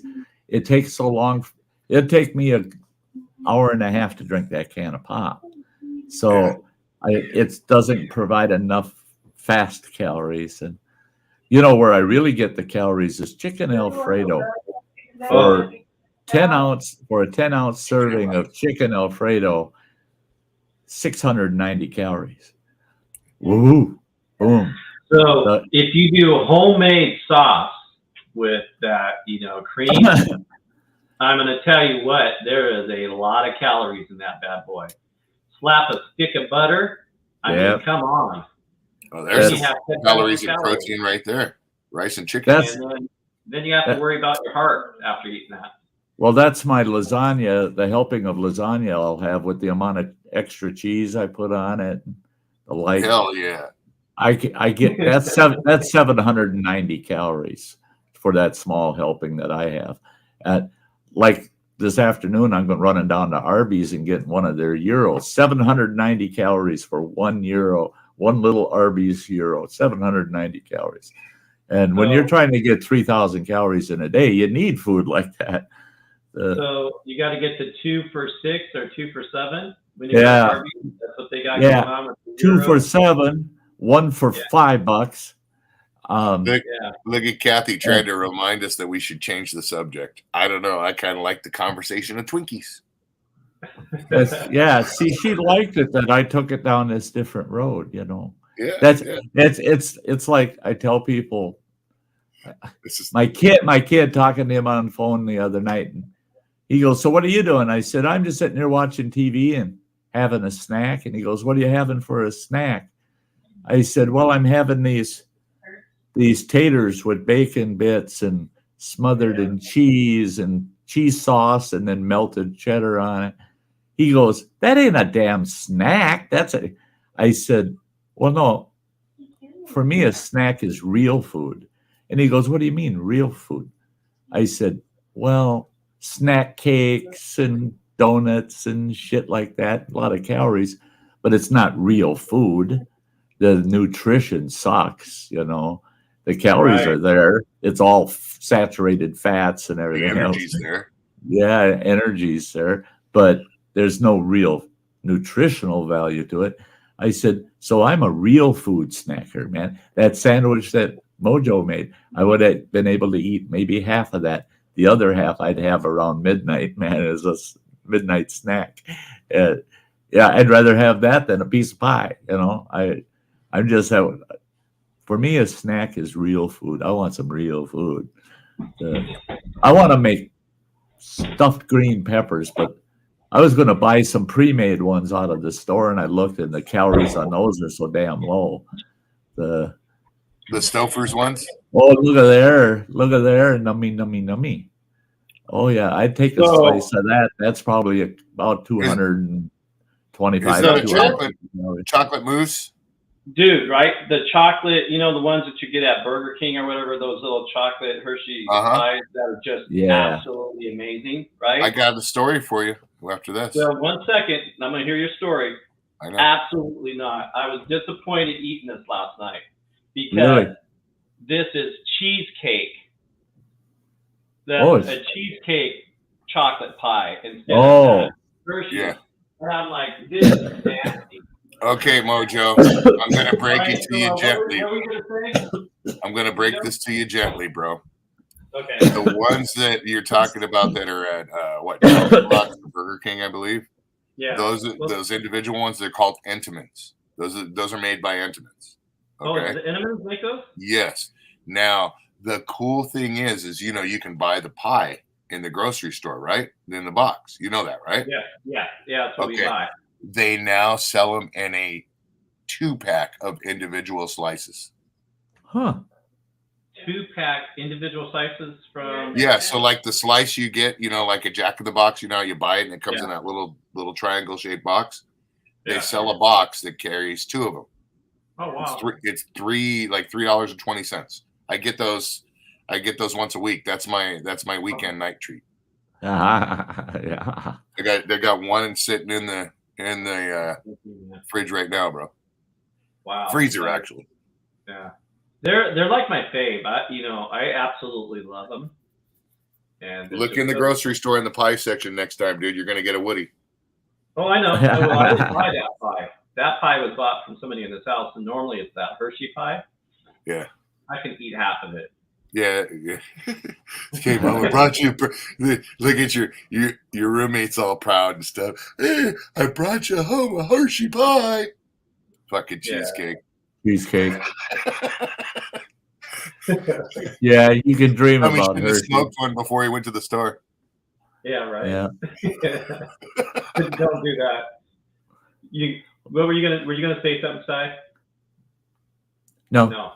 Okay, so I went to the store, babe. I'm talking about you, so it's all right. I'm listening. So it's I'm all gonna right? step over here and have a grit. So it was a few days ago, or last week, we go to the store, and we're shopping. Next thing you know, she looks down, she goes, "Oh, wait a minute, that's not my cart." And she somehow swapped carts with somebody else. And we ended up with somebody else's cart, and she had to go search for her cart and bring that cart back, whoever's it was. I can see that happening if somebody's got about the same amount of stuff in their cart, and it's generally looks like your stuff. Mrs. You just Mojo's grab all it and off you go. hot. Yeah. That was it was so funny. I just died laughing. I was just like, "Are you kidding? How do you grab somebody else's cart?" Yesterday I felt really bad because I wouldn't have shared this with anybody if what could have happened did. Yeah. I come out of Walmart, out of the main doors, and that whole area is a crosswalk. You're supposed to stop for people that are coming out of the store. And there's this big Ram truck coming, and he stopped, and about a half dozen people walked in front of his truck, and I'm standing there. I'm in no damn hurry. So I wave him, "Come on." He starts driving through, and here comes this little old gal with a shopping cart, and she flew out them damn doors. He hit the binders on that truck, and I'm telling you, I'd swear he touched her coat with that front bumper. I mean, it was so close to creaming grandma. I'm flagging him through, and here this little old lady zips out from behind me and right out in front of him. And I thought, and they would have held him responsible. Oh yeah, yeah. And I felt so bad. And I watched him. He pulled down the next row and parked, and it was a little out of my way. I walked down that way, and he's walking in, and I could tell he looked still shook up. And I go, "Hey, man, I am sorry I flagged you through." He said, "That was nice of you to just flag me through. I was waiting for all them other people." And he said, "That was nice of you." But he says, "God, if I would have run that old lady over," he said, "they'd never let me drive again." I said, I feel rotten, man. I could have killed that old lady." And he says, "Yeah, but I would have been the one going to prison for it." I said, "Now you made me feel that much better, right?" Oh, Jesus. Very much. I would have killed the old lady and sent him to jail, and I would have been scot-free, I felt guilty all afternoon. So we just had over where my buddy that comes over and I cook for him down by where he lives, an elderly woman just last week just got hit out there. It was pretty bad. Oh. And the person stopped and everything, so she did not make it. So it was a pretty sad deal there. Yeah. I gotta remember, I gotta tell Dorito something too before I forget. What? So, yeah, make sure when you come back here, I'm gonna tell you something. Remind me, okay? But what were you gonna say, Ty? The other day, this old boy, I chat with him a couple times a month. I run into him in town and chat with him. He's an old Vietnam vet, and he's got the old man shuffle. His legs are going about 50 miles an hour, but he's only moving about a foot a minute, It's just, he's got that old man shuffle. And he was trying to get across Main Street, and I was parked, and I could see nobody's stopping for this guy. And he's in the crosswalk. He's wanting to get across. Nobody's stopping for him. Well, he can't move fast enough to get out there to kind of tell him, "Hey, I'm crossing," and them sons of bitches were not going to let him through. I drove down there, and I pulled right up by the crosswalk, and I waved at him, and he saw it was me, and he waved back. And I drove through this crosswalk, and I put my truck at a 45-degree angle across both lanes right in the middle of that freaking intersection. And there he goes, that old man shuffle. And it took him forever to get across those two lanes. And I had cars all directions honking their horns at me, and I'm just sitting there giving them all the finger. You jerks. I mean, come on. This old guy spent 10 minutes trying to get across this intersection. And it's a crosswalk, for God's sakes. Let him across. You know? Right. Before you tell me your story, real quick, Mojo, I just want to address Kathy. Kathy, are you sure that's my thumb? That's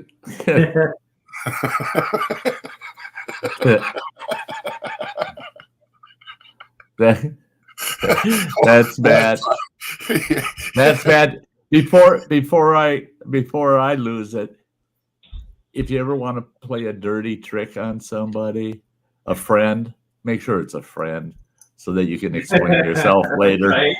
But if you go in their bathroom and you look in the medicine cabinet, a lot of people will have one of those containers of Vaseline in their medicine cabinet. Take it out and stick your thumb in it and pull it back out and then wipe your thumb off and wash your hands and put it back in there. The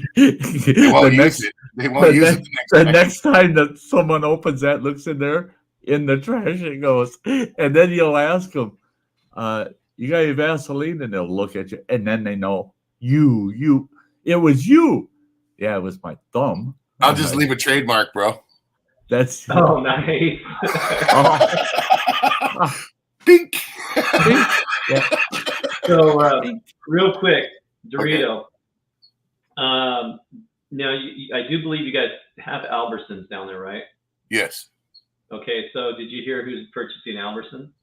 Who? Walmart? No. It's Fred Meyer's is owned by Kroger's. Kroger's is. Yeah, they've already been getting Kroger products, so I don't doubt it. I'm okay with that. I like Kroger stuff. Right, and which Safeway currently owns them.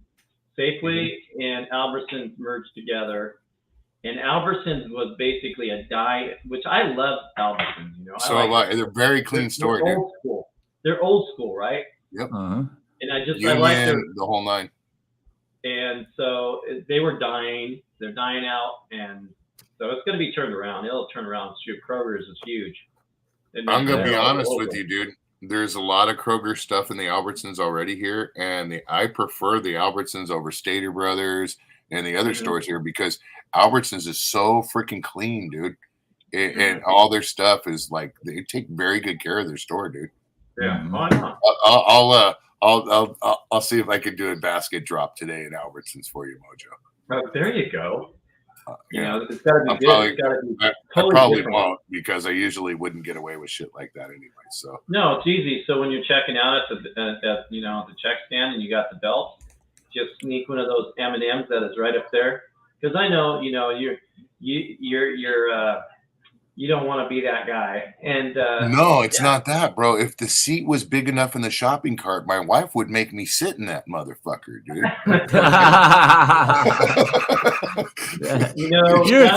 You're gonna squeeze your butt in there. Yeah. You know, that would suck. Me and my son or my daughter fuck around in the store, dude. Dude, you know that would suck for the store because next thing you know, the paramedics and the fire department's coming with their little channel lock things that just break that cart off your body. Yeah, jaws of life to get Dorito out of his shopping cart. Yeah. Now I'd be like, forget the fire department, dude. There's a die grinder in the back of my truck. Go ahead and grab that sucker. Yeah. Give me 2 minutes. Hand it to me. Give me 2 minutes. You ain't gonna have a shopping cart anymore. Yeah. Do you have a cordless one? Yes, I got a cordless Dude, grinder. I want a cordless grinder like that. I gotta have them. I gotta cut locks sometimes. Yeah. I got something for you to think about. Down the road here, it'll be a couple weeks, but down the road here, I'm going to be doing some videos, maybe some shorts of Walmart stuff. You know, That's a dude. Look at what I bought. Now, what is this? Is that a tactical pen? Yes. Yeah. And I've taken this out. I took it out yesterday and tried it out. I got it in my coat pocket, and I'm out there. You just hit the button, count to 2, let go, and that sucker's recording the audio, video, and it's 1080p. Oh, It's a recorder. Okay. audio and video, or just audio. If you hold it down for 3 seconds, it's just audio. But Wow. and it'll record up to an hour, and it's at 1080p, so it's good quality. And I was amazed. I downloaded the little bit that I did yesterday, and it was just, oh yeah. I paid $40 for the stamping, and it's a real pen. Dude, I mean, put the link up. And, I want one just because. Where? Oh, the box is in the other room. Where'd you get it at? Walmart? I got it off of Amazon. Off Amazon. Okay, I'll just look for one. And it was $40, and it's sweet because if somebody says, "Hey, let me use your pen," you can't. Just hand it to them, and they'll, and make sure to open the tip up for them, and they'll write with it, and they'll hand it back to you. They don't know it's a damn camera, and you can have it recording while they're using it. Well, in the base of it, it's got the micro SD card. I got 128 gig. Wow. 128 gig in here, and it's got the USB port for charging it and downloading to your computer, laptop. It's a sweet toy, man. I wasn't sure. 32, 34, 25. There's one for 25. Yeah. This one was a 4.5 star with 600 and some reviews, so I nabbed this one. But $40, and it's not. It doesn't feel like it's electronic. It's not heavy. It's like any other pen. Feels like any pen that you would pick up, like a quality pen. And there's a nice one. There's one. That's a nice one. Yeah. There you go. 1080 and 64 gig. 240 minutes. That's a long battery life for. Yeah, mine's 70 minutes. Could imagine getting caught with something like that in my pocket in my brother's clubhouse. Well, see, that's it. And I keep thinking of some of the kind of sketchy situations I could get myself into with this. I gotta be a little careful. I hope I didn't push that button because this should not be recorded. End up one of those special guests on the Gangland episodes. Yeah. I am going to buy one of those, you guys. That's perfect for Walmart. After testing it out, I am so thrilled with it. I can't wait to get to Walmart. Some of the morons that you run into, and some of the weird stuff. I know, dude. That's exactly it right there. And it's so nice. The button is easy to push, and you just hold it down for 2 seconds, let go, and that sucker's recording right now, video and audio. And I carry it now after yesterday. It's usually, I had it sitting on the desk here because I downloaded a little of the video off of it, but always have it in my coat jacket pocket, pointing out, ready to go. Just hit the button. Man, you see a situation that, hey, if there's video evidence here, that's going to help somebody, or you're getting unjustly dealt with by somebody. Yep, hit that and say, hey, this is what you said. Don't tell me you didn't. Here it is. So I bought this on a whim. Just a whim, One second. My buddy's trying to call me. And I figure I'm going to get one today, and I am going to go in Walmart and because and another thing I thought about with this is, as much as I've had to deal with medical people the last year, I mean, it's been a night. There's a couple times I wish I had shit recorded, but they got signs all over the place that you're not allowed to use your cell phone. You're not allowed to record in this facility, blah, blah, blah. The Mayo Clinic's one. You can't record nothing there. Oh, you can if you got that pen going. They don't even know you're recording. And, here's one for $130. Oh, yeah, some of them. You can get them pretty... good chunk of change. But I just grabbed one for $40 that looked like it. Yeah. And I watched the reviews, the video reviews on it. And I thought, that's a good one to start out with. I'm going to try that out, see if it works. And it works like $1 million for $40. So I'll upgrade. Yeah. I'll upgrade someday down the road. But no, shoot, man, that $40 is perfect, dude. That's for what we do, man. Does it plug in like a USB to charge? Yeah. Yeah, it's just and everything comes with it. You get the USB cable. Yeah. You can plug it into your laptop, computer, or just into a what is that? 5-volt 1 amp. Yeah, just whatever. You can plug it in a USB charger, and then it comes with all these extra pen inserts. So they're tiny little things. Look at that. Yeah, they're only about 2 inches long, and then it's got this little tool for pulling that little micro SD card out, because it's got this dongle that you can plug into your laptop and just slip the SD card in and download it. Otherwise, you just hook the USB cable up to your computer and to the pen itself and download that way. But it's I mean, this little bit of stuff you can stick in your pocket, don't even know you got it with you, and the pen sitting there, just one push and you're recording. I can't wait. I'm going to have a blast with this shit. And it's so simple to use. The instructions, that's the instructions for the thing. Yeah, you don't even really look at the instructions. And the only reason to look at it is to know how many times you push the button for the different functions. Right. And you can take still pictures with it too. That's just one push. If it's got it in your pocket and you see something you want to take a picture of, just give it one tap. Boom. Oh, wow. Snaps the picture. And you hold it down for 2 seconds, it's recording audio, video. You hold it down for 3 seconds, it's recording just audio. So, yeah, it's sweet. And you click it, and it stays in ready mode. You just hold it down for 2 seconds, and it goes into standby mode, and it stays in standby mode for a minute or so. Then you can just quick select.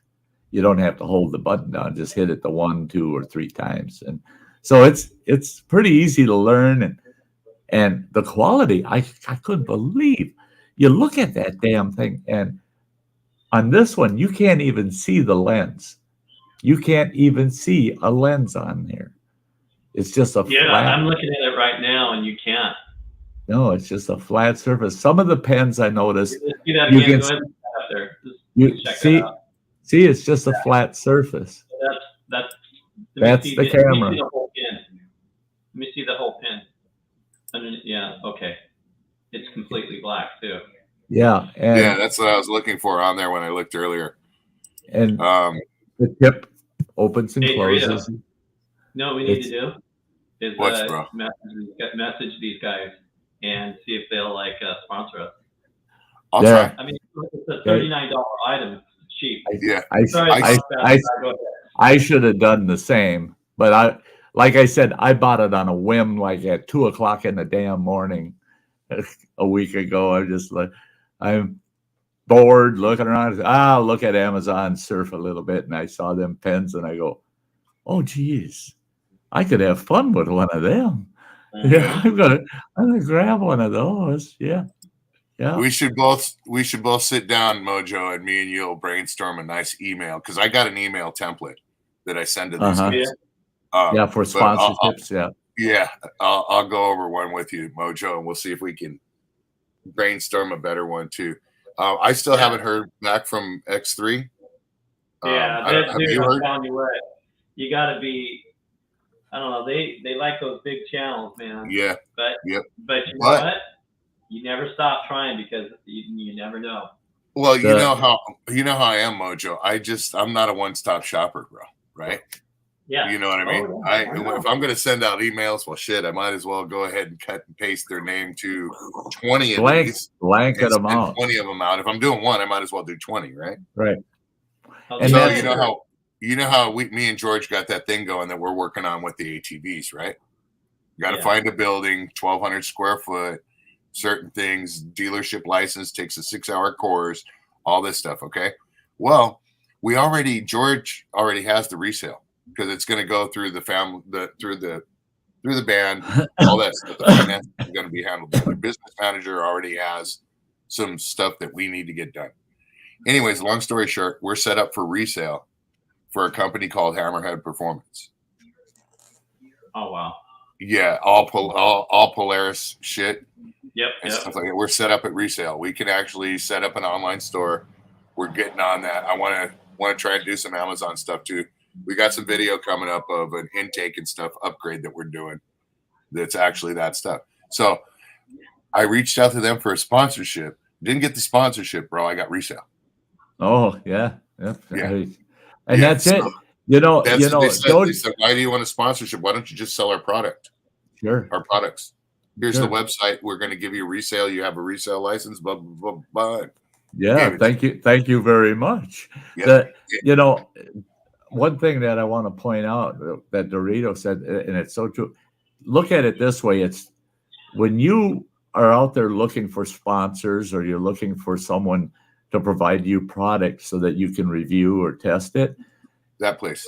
Don't send just to one. Oh, I like that one. I'll send to that one. No, send them all. Just blanket it out there, because that market out there is just like going to your local fishing hole. There's a lot of fish in that hole. You only need one to bite. So you're going to cast in that hole until one bites. So that's what you want to do, is throw as many pieces of bait out there as you can. And that's when you'll get bites. You'll get a bite here and there. But if you're sending to one, you're putting just as much effort into that one as you could in all of them. Yeah. And well, see, my thing is with my stuff is I kind of make it very clear that I'll promote your product if I have interest in your product. Hey, see, that's hey. That sandwich should have been enough for you. But with their stuff, I'm kind of clear that I'm not going to dog on their product if it's shit. But if their product's junk, I'm not going to say it's bitching. See, you know what I mean? And I've been through that already with a printer company. I went through that with Blackbeard Fire Starter. I did a review on their fire starter. They provided me with, the fire starter, and they were all, do a review. And I said, wait, before I do the review, I want you to know I'm either going to send this right back to you, or I'm going to purchase it myself if I'm going to end up with a negative review, because I don't want you providing me with a product that I'm going to give a bad review on. I said, but I will not lie in my reviews. I'm not going to brag your product up if it has shortcomings. And they said, oh no, we want a good, honest review. Well, I did. And it didn't turn out quite the way they were hoping. But they still responded, and they said, we appreciate it was an honest review, and it was detailed enough that we can't argue with you. You're right. Those were shortcomings. Yeah, I said, well, cool. That's what I like when you get a product manufacturer that's willing to not take the perfect review. They want a real life hands-on review, and you're being honest about the product. I didn't tell people don't buy it. In fact, I said for this purpose, that one, absolutely, man, run right out there and get this. But if you're expecting this and this, no, it's not going to do that. So they like that because I sold the product, but I sold it to people with caution. There's certain things that it won't do. Because there's people saying it will. No, it doesn't do that, And so, and that's it. But once that reputation builds, that you're a good reviewer, people start seeing that and they start jumping on. Then, I mean, You know, but you got to watch, man. I clean that shit out every week. I've got 3 outfits. I keep blocking them and they come up with a different email address to keep trying to contact me. They want me to review their cosmetic products. Am I that Nice. am I that damn Dude. ugly? Think about Yeah, I it. get the same thing. Okay. It's a scam, bro. Am I Oh, that yeah. am I that ugly? Yeah, there's a couple companies that send you emails. Hey, we'd like you to review this product. Please get a hold of us. You get a hold of them, and then they email you back, and they say, "Sure, we'd like to send it to you through Amazon. Just go ahead and pick it on Amazon, and then we'll refund the money to your PayPal account." Yeah, that kind of deal. I won't. That's what that makeup. A lot of those ones do. My wife does a lot of makeup stuff. She hasn't done a lot of makeup video, but she likes the makeup. And she knows which ones are good and which ones aren't. Yeah, my advantage is with the reviews, though, is what I do is I don't ask for a hand. I don't tell them I want it for free. Right. If it's something that I'm interested in, I reach out to them, I give them an email, and I say to them exactly what I say. I'm not looking for a handout. I'm looking for a discount on your product for a fair, unbiased interview or review. Sure. And right. if we like it, then I'd like to establish a relationship. And then that's when it goes into, hey, you see what I'm doing, you know, your reputation perceives you after that point. You know what I mean? Right. They see you for what you are. They see you for what you've done. And it's yay or nay with them at that point. And I'm a person, you tell me no. No doesn't mean no to me. No means just not right now. Yeah, right. You know? And that's it is I haven't reviewed a free product yet. Every one of them, I told them, no, I'll buy your product. Oh, I've done a few free ones. Yeah, you got my interest. I'll buy your product and I'll give it a review. And I've been lucky. I'd say better than 95% of them performed excellently, you know. And but they all came back and they said, we want a future relationship because we liked your review. Yeah. You know, because I kicked the video right to them and say, hey, here's what I did on your product. And I would say about 40% of them responded with, we want to stay in touch, you know, possible future reviews and where they would provide product. And that's it is I was just getting the foot in the door and letting them see the results of the reviews, you know. Yeah, don't get it twisted. I've gotten a ton of free shit, like as far as flashlights, gear light, and stuff like that, like flashlights and headlights and fucking whatchamacallit, LED LEDs, light bars, printers, you know, ball rub, nut rub, you know, shit like that. We've gotten tons of stuff like that for free. I can't believe you got the nut rub. Well, they're actually they love us, dude. They love us. They love Luch with all their heart. And you know what? That's an awesome family company, dude. Yeah. Okay. It is a family company from the ground up, bro. And they're really good people, dude. Awesome people, and they stand behind their product. You know, I mean, you know, there's not much to say about using something to keep your nuts nice, lathered. Right. You know, but, keep them lathered. They love Luch's videos, like that one where he says, "Nut rub the forest and pines" one, where he says it's like running through tall grass without your boxers on and slamming your nuts into a pine tree or something like that. They love that part, dude. He you know, the nut rub video is actually hilarious, dude. Just like the shark back one. We did a shark back. We got Luch just bought one. We didn't even reach out to him or nothing. He bought one because he wanted one. And he said, fuck it, I'm going to do a video. Honey, give me that maid outfit. And he did a fucking video on a maid outfit, dude. We didn't get paid to do that. That was one of our funniest videos ever. Did they come out? Did they contact him? Shark Vacuum? No, we didn't even. We put up the video and that's it. Yeah, because Shark is they're pretty big and they outsource their stuff for another company to, you know, to like review social media and stuff like that. That's where I did the Instapot. I think Shark puts out like their what do you call it? One of their like an Instapot type things. Yeah. And I noticed that. I'm gonna be honest with you, bro. Uh-huh. I don't think Shark Vac would put this video up. You gotta watch it. Just write down on a piece of paper. It.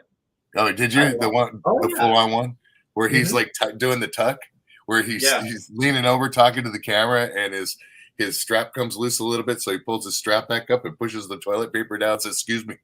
Yeah, that was a great video, man. I think that's an awesome video. Yeah, but do you think a company would take that on, like Shark Vac? They're it was big. Yeah. Now, if it was Ballsy brand, and he was doing that, they, of course, dude, they fucking love him.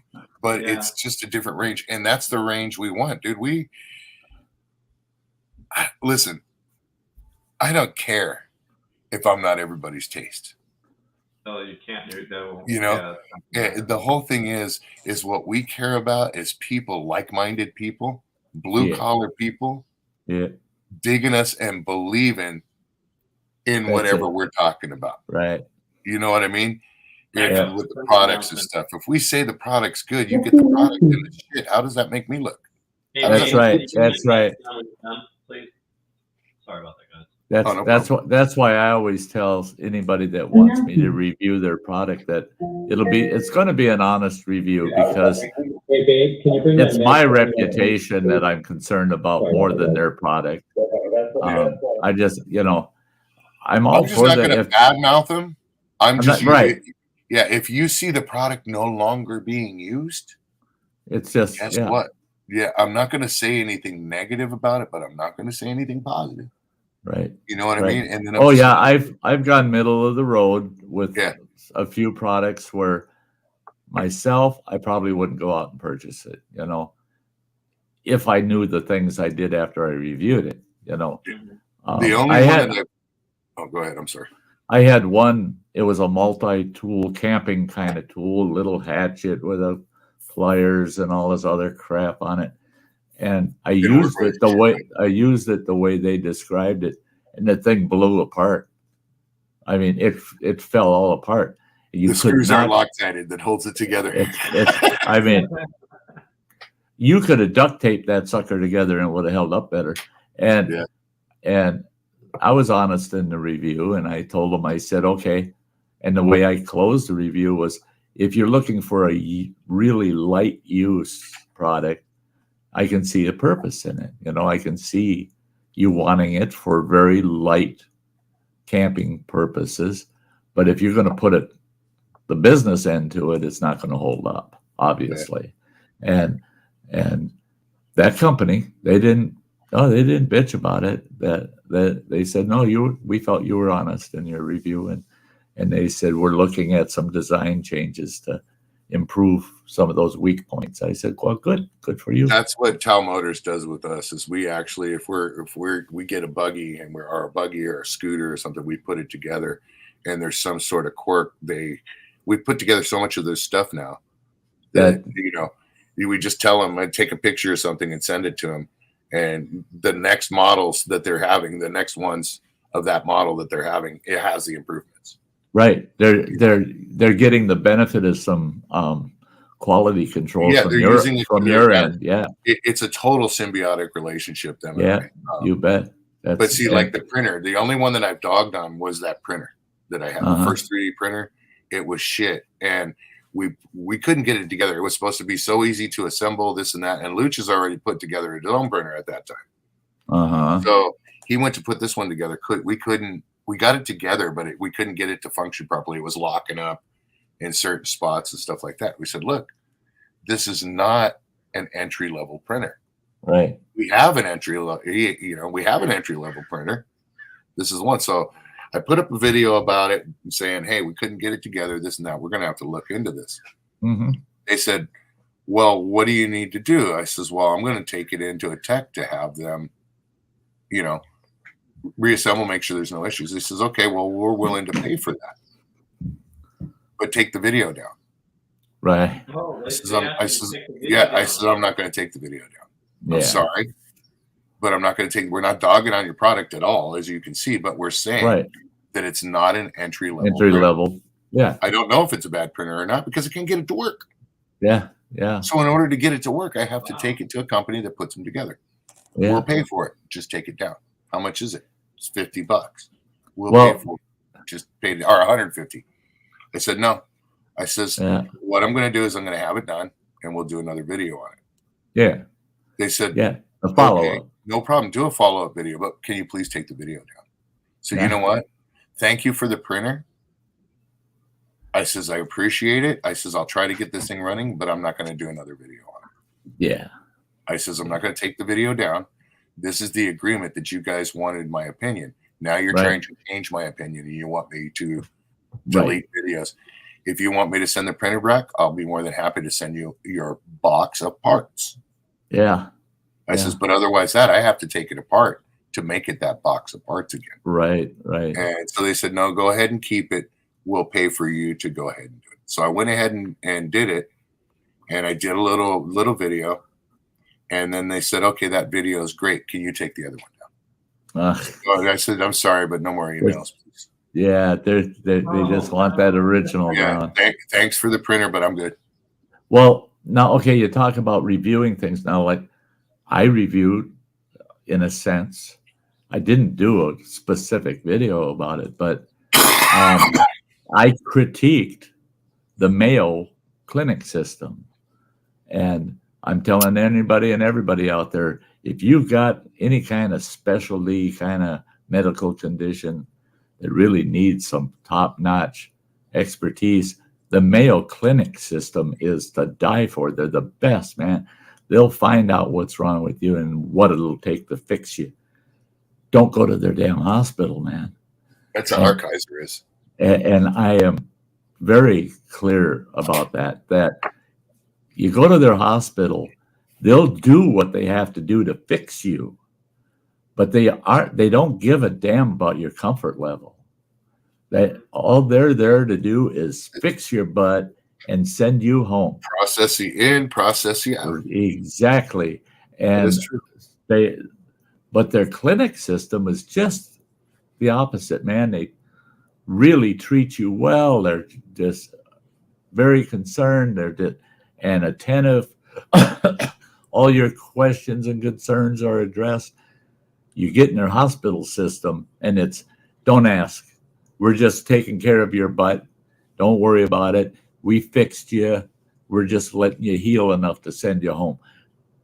You know, we're not here to answer a bunch of questions and that make you feel better about yourself and stuff.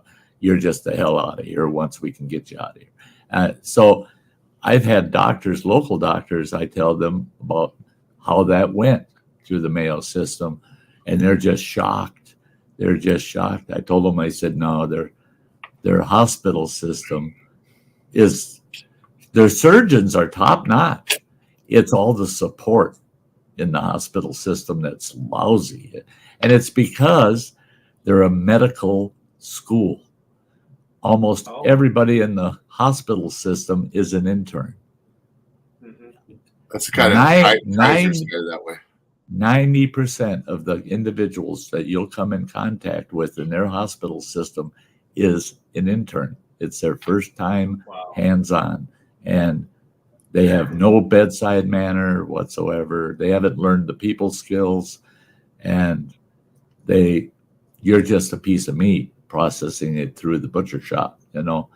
And so I had a lot of people appreciate it. They said, now I know what to expect going to the Mayo.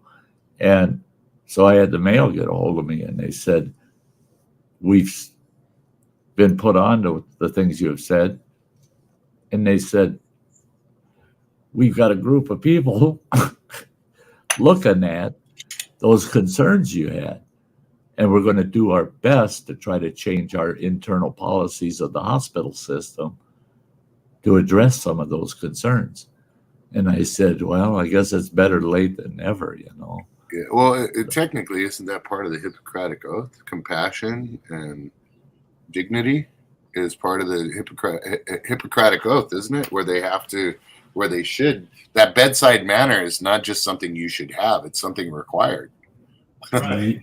Yeah, yeah, I think, and right? Yeah, I mean, no, I There's- agree. I know what you're saying, but that's, isn't that part of the ethics? well, see, and that's it. Is I think the way they're getting around that is their excuse is, well, you're dealing with interns. They haven't learned yet. They haven't learned that skill yet. That's what they're there for. And But thank you very but much each for one, pointing that out. but We're each going one, to address each it. one of your medical teams has an actual doctor Yeah. in charge of that team. Well, yeah, you talk to the doctor for 2 minutes and you talk to these interns for 15. And that's the problem is the doctor comes in and he says, blah, blah, blah. And then he steps back and lets the interns have their way with you. What you got there? Move it. Oh, yeah. It's a punk Yeah. rocker skeleton. That'd be cool. Sorry, I was just playing With with a toys. major underbite. Yeah, major one there. Yeah. That's funny. Now that's part of your group, isn't that part of that? No, this is the voodoo man. Yeah. Yeah. Yeah, that's the voodoo man. That's the Yeah. first figure I ever made actually for him. Bam, signed. Uh-huh. Awesome. Cool. Just So, sitting on my table of stuff. Well, medical thing, like you were talking about, that's just like unacceptable. Because I remember when you were going through that, and they didn't care, and they didn't, it's just like, all right, next patient, basically, and Right. Yeah, their post surgical side of it. Yeah, they're dropping the ball. Their clinic system is insane, though. I mean, mhm. I had an appointment. One appointment I went to, their waiting room had a capacity of 150 people. Wow. And there was about 40 people standing in the hallway waiting to check in.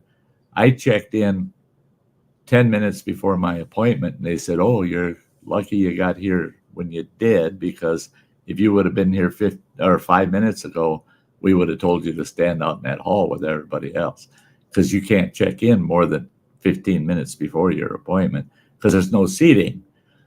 But you watch, and 4 or 5 nurses will come out this damn door, and each one of them's calling a name off, and 5 people are heading in, and you're watching, and there's 5 people heading out the other door, and they're running them like that about every 5 minutes.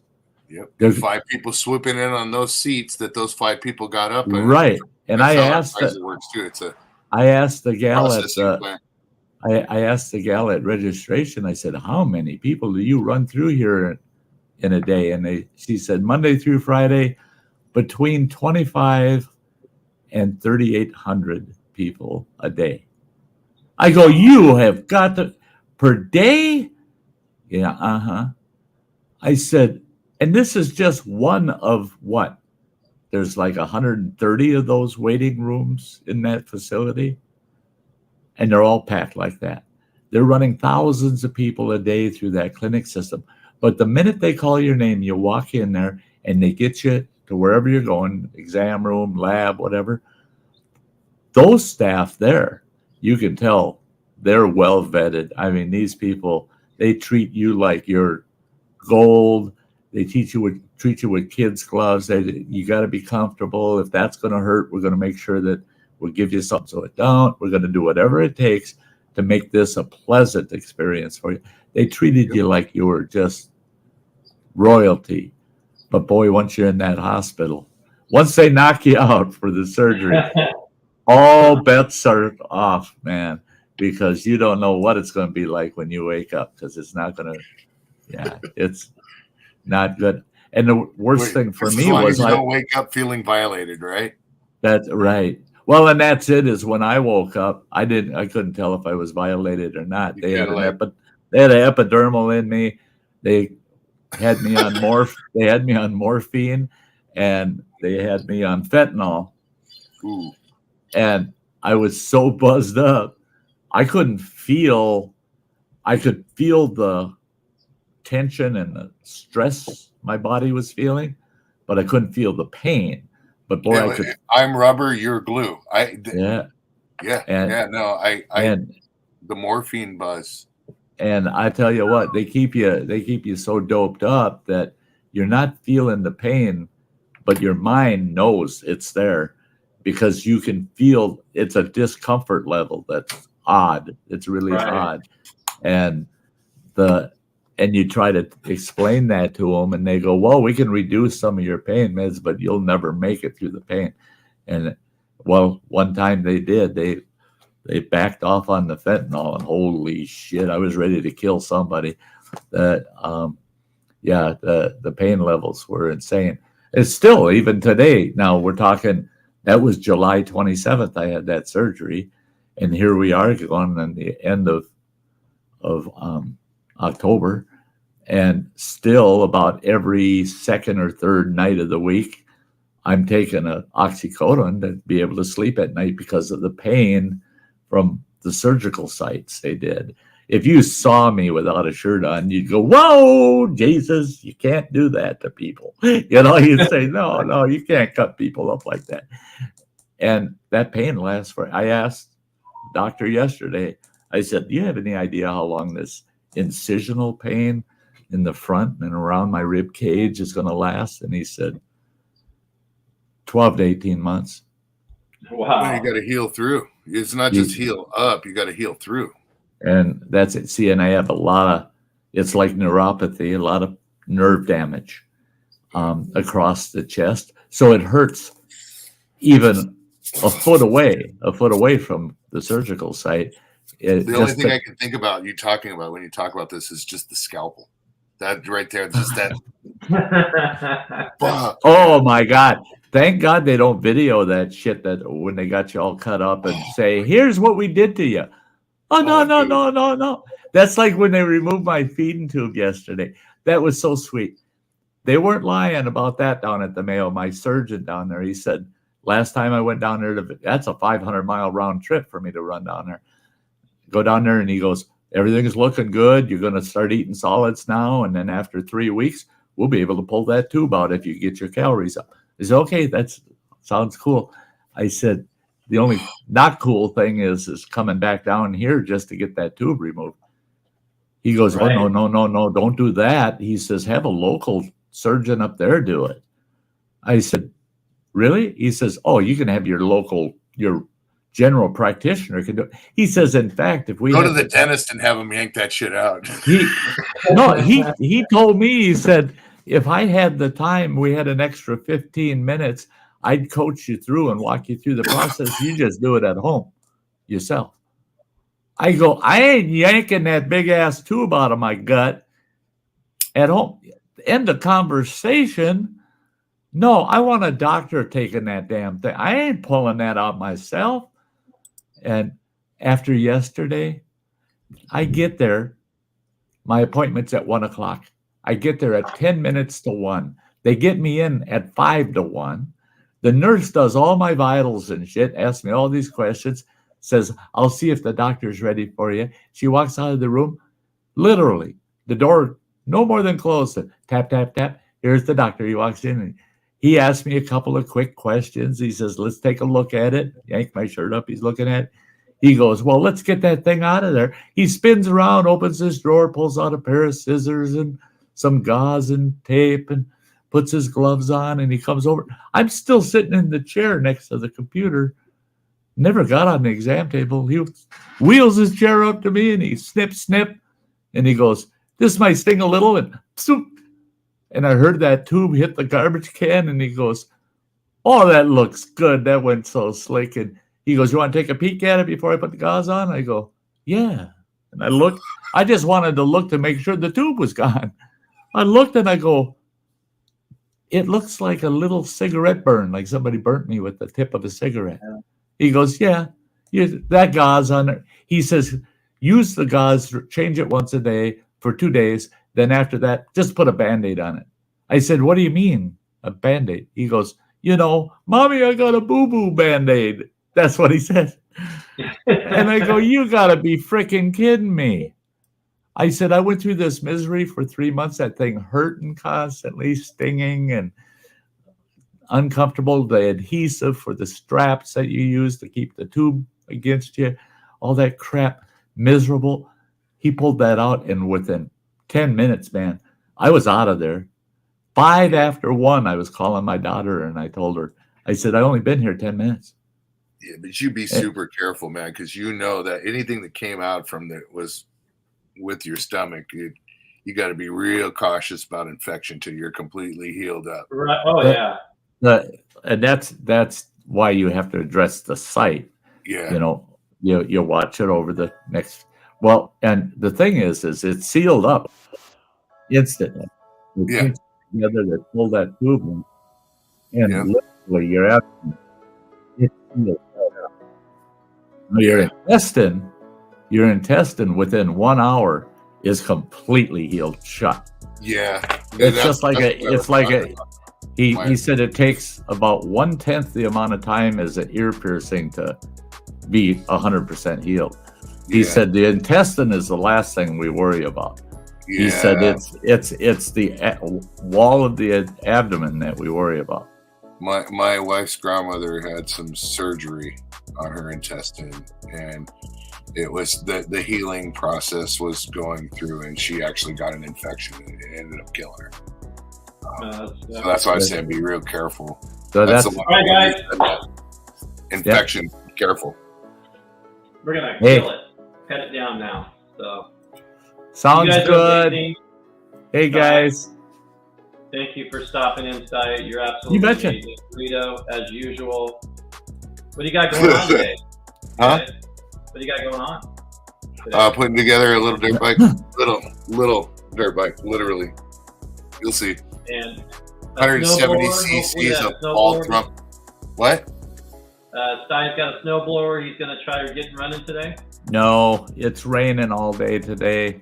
Oh, man. So I'm stuck indoors today. I'm going to play with that pen camera a little bit and play some PlayStation today. It's a kick back and just try to get fat again kind of thing. Taking it easy today. I got my weekly live stream tomorrow night. Otherwise, I got no plans for the weekend. Beautiful. Well, you guys have a fabulous weekend. Everybody out there have an amazing weekend. It's beautiful weather where I'm at, but I'm jealous. This little thing's 170 cc's of real short ball thumping fury. Wow. Just a little guy, huh? Little one, dude. It's a little tiny, like, kids entry level dirt bike. Oh, fun.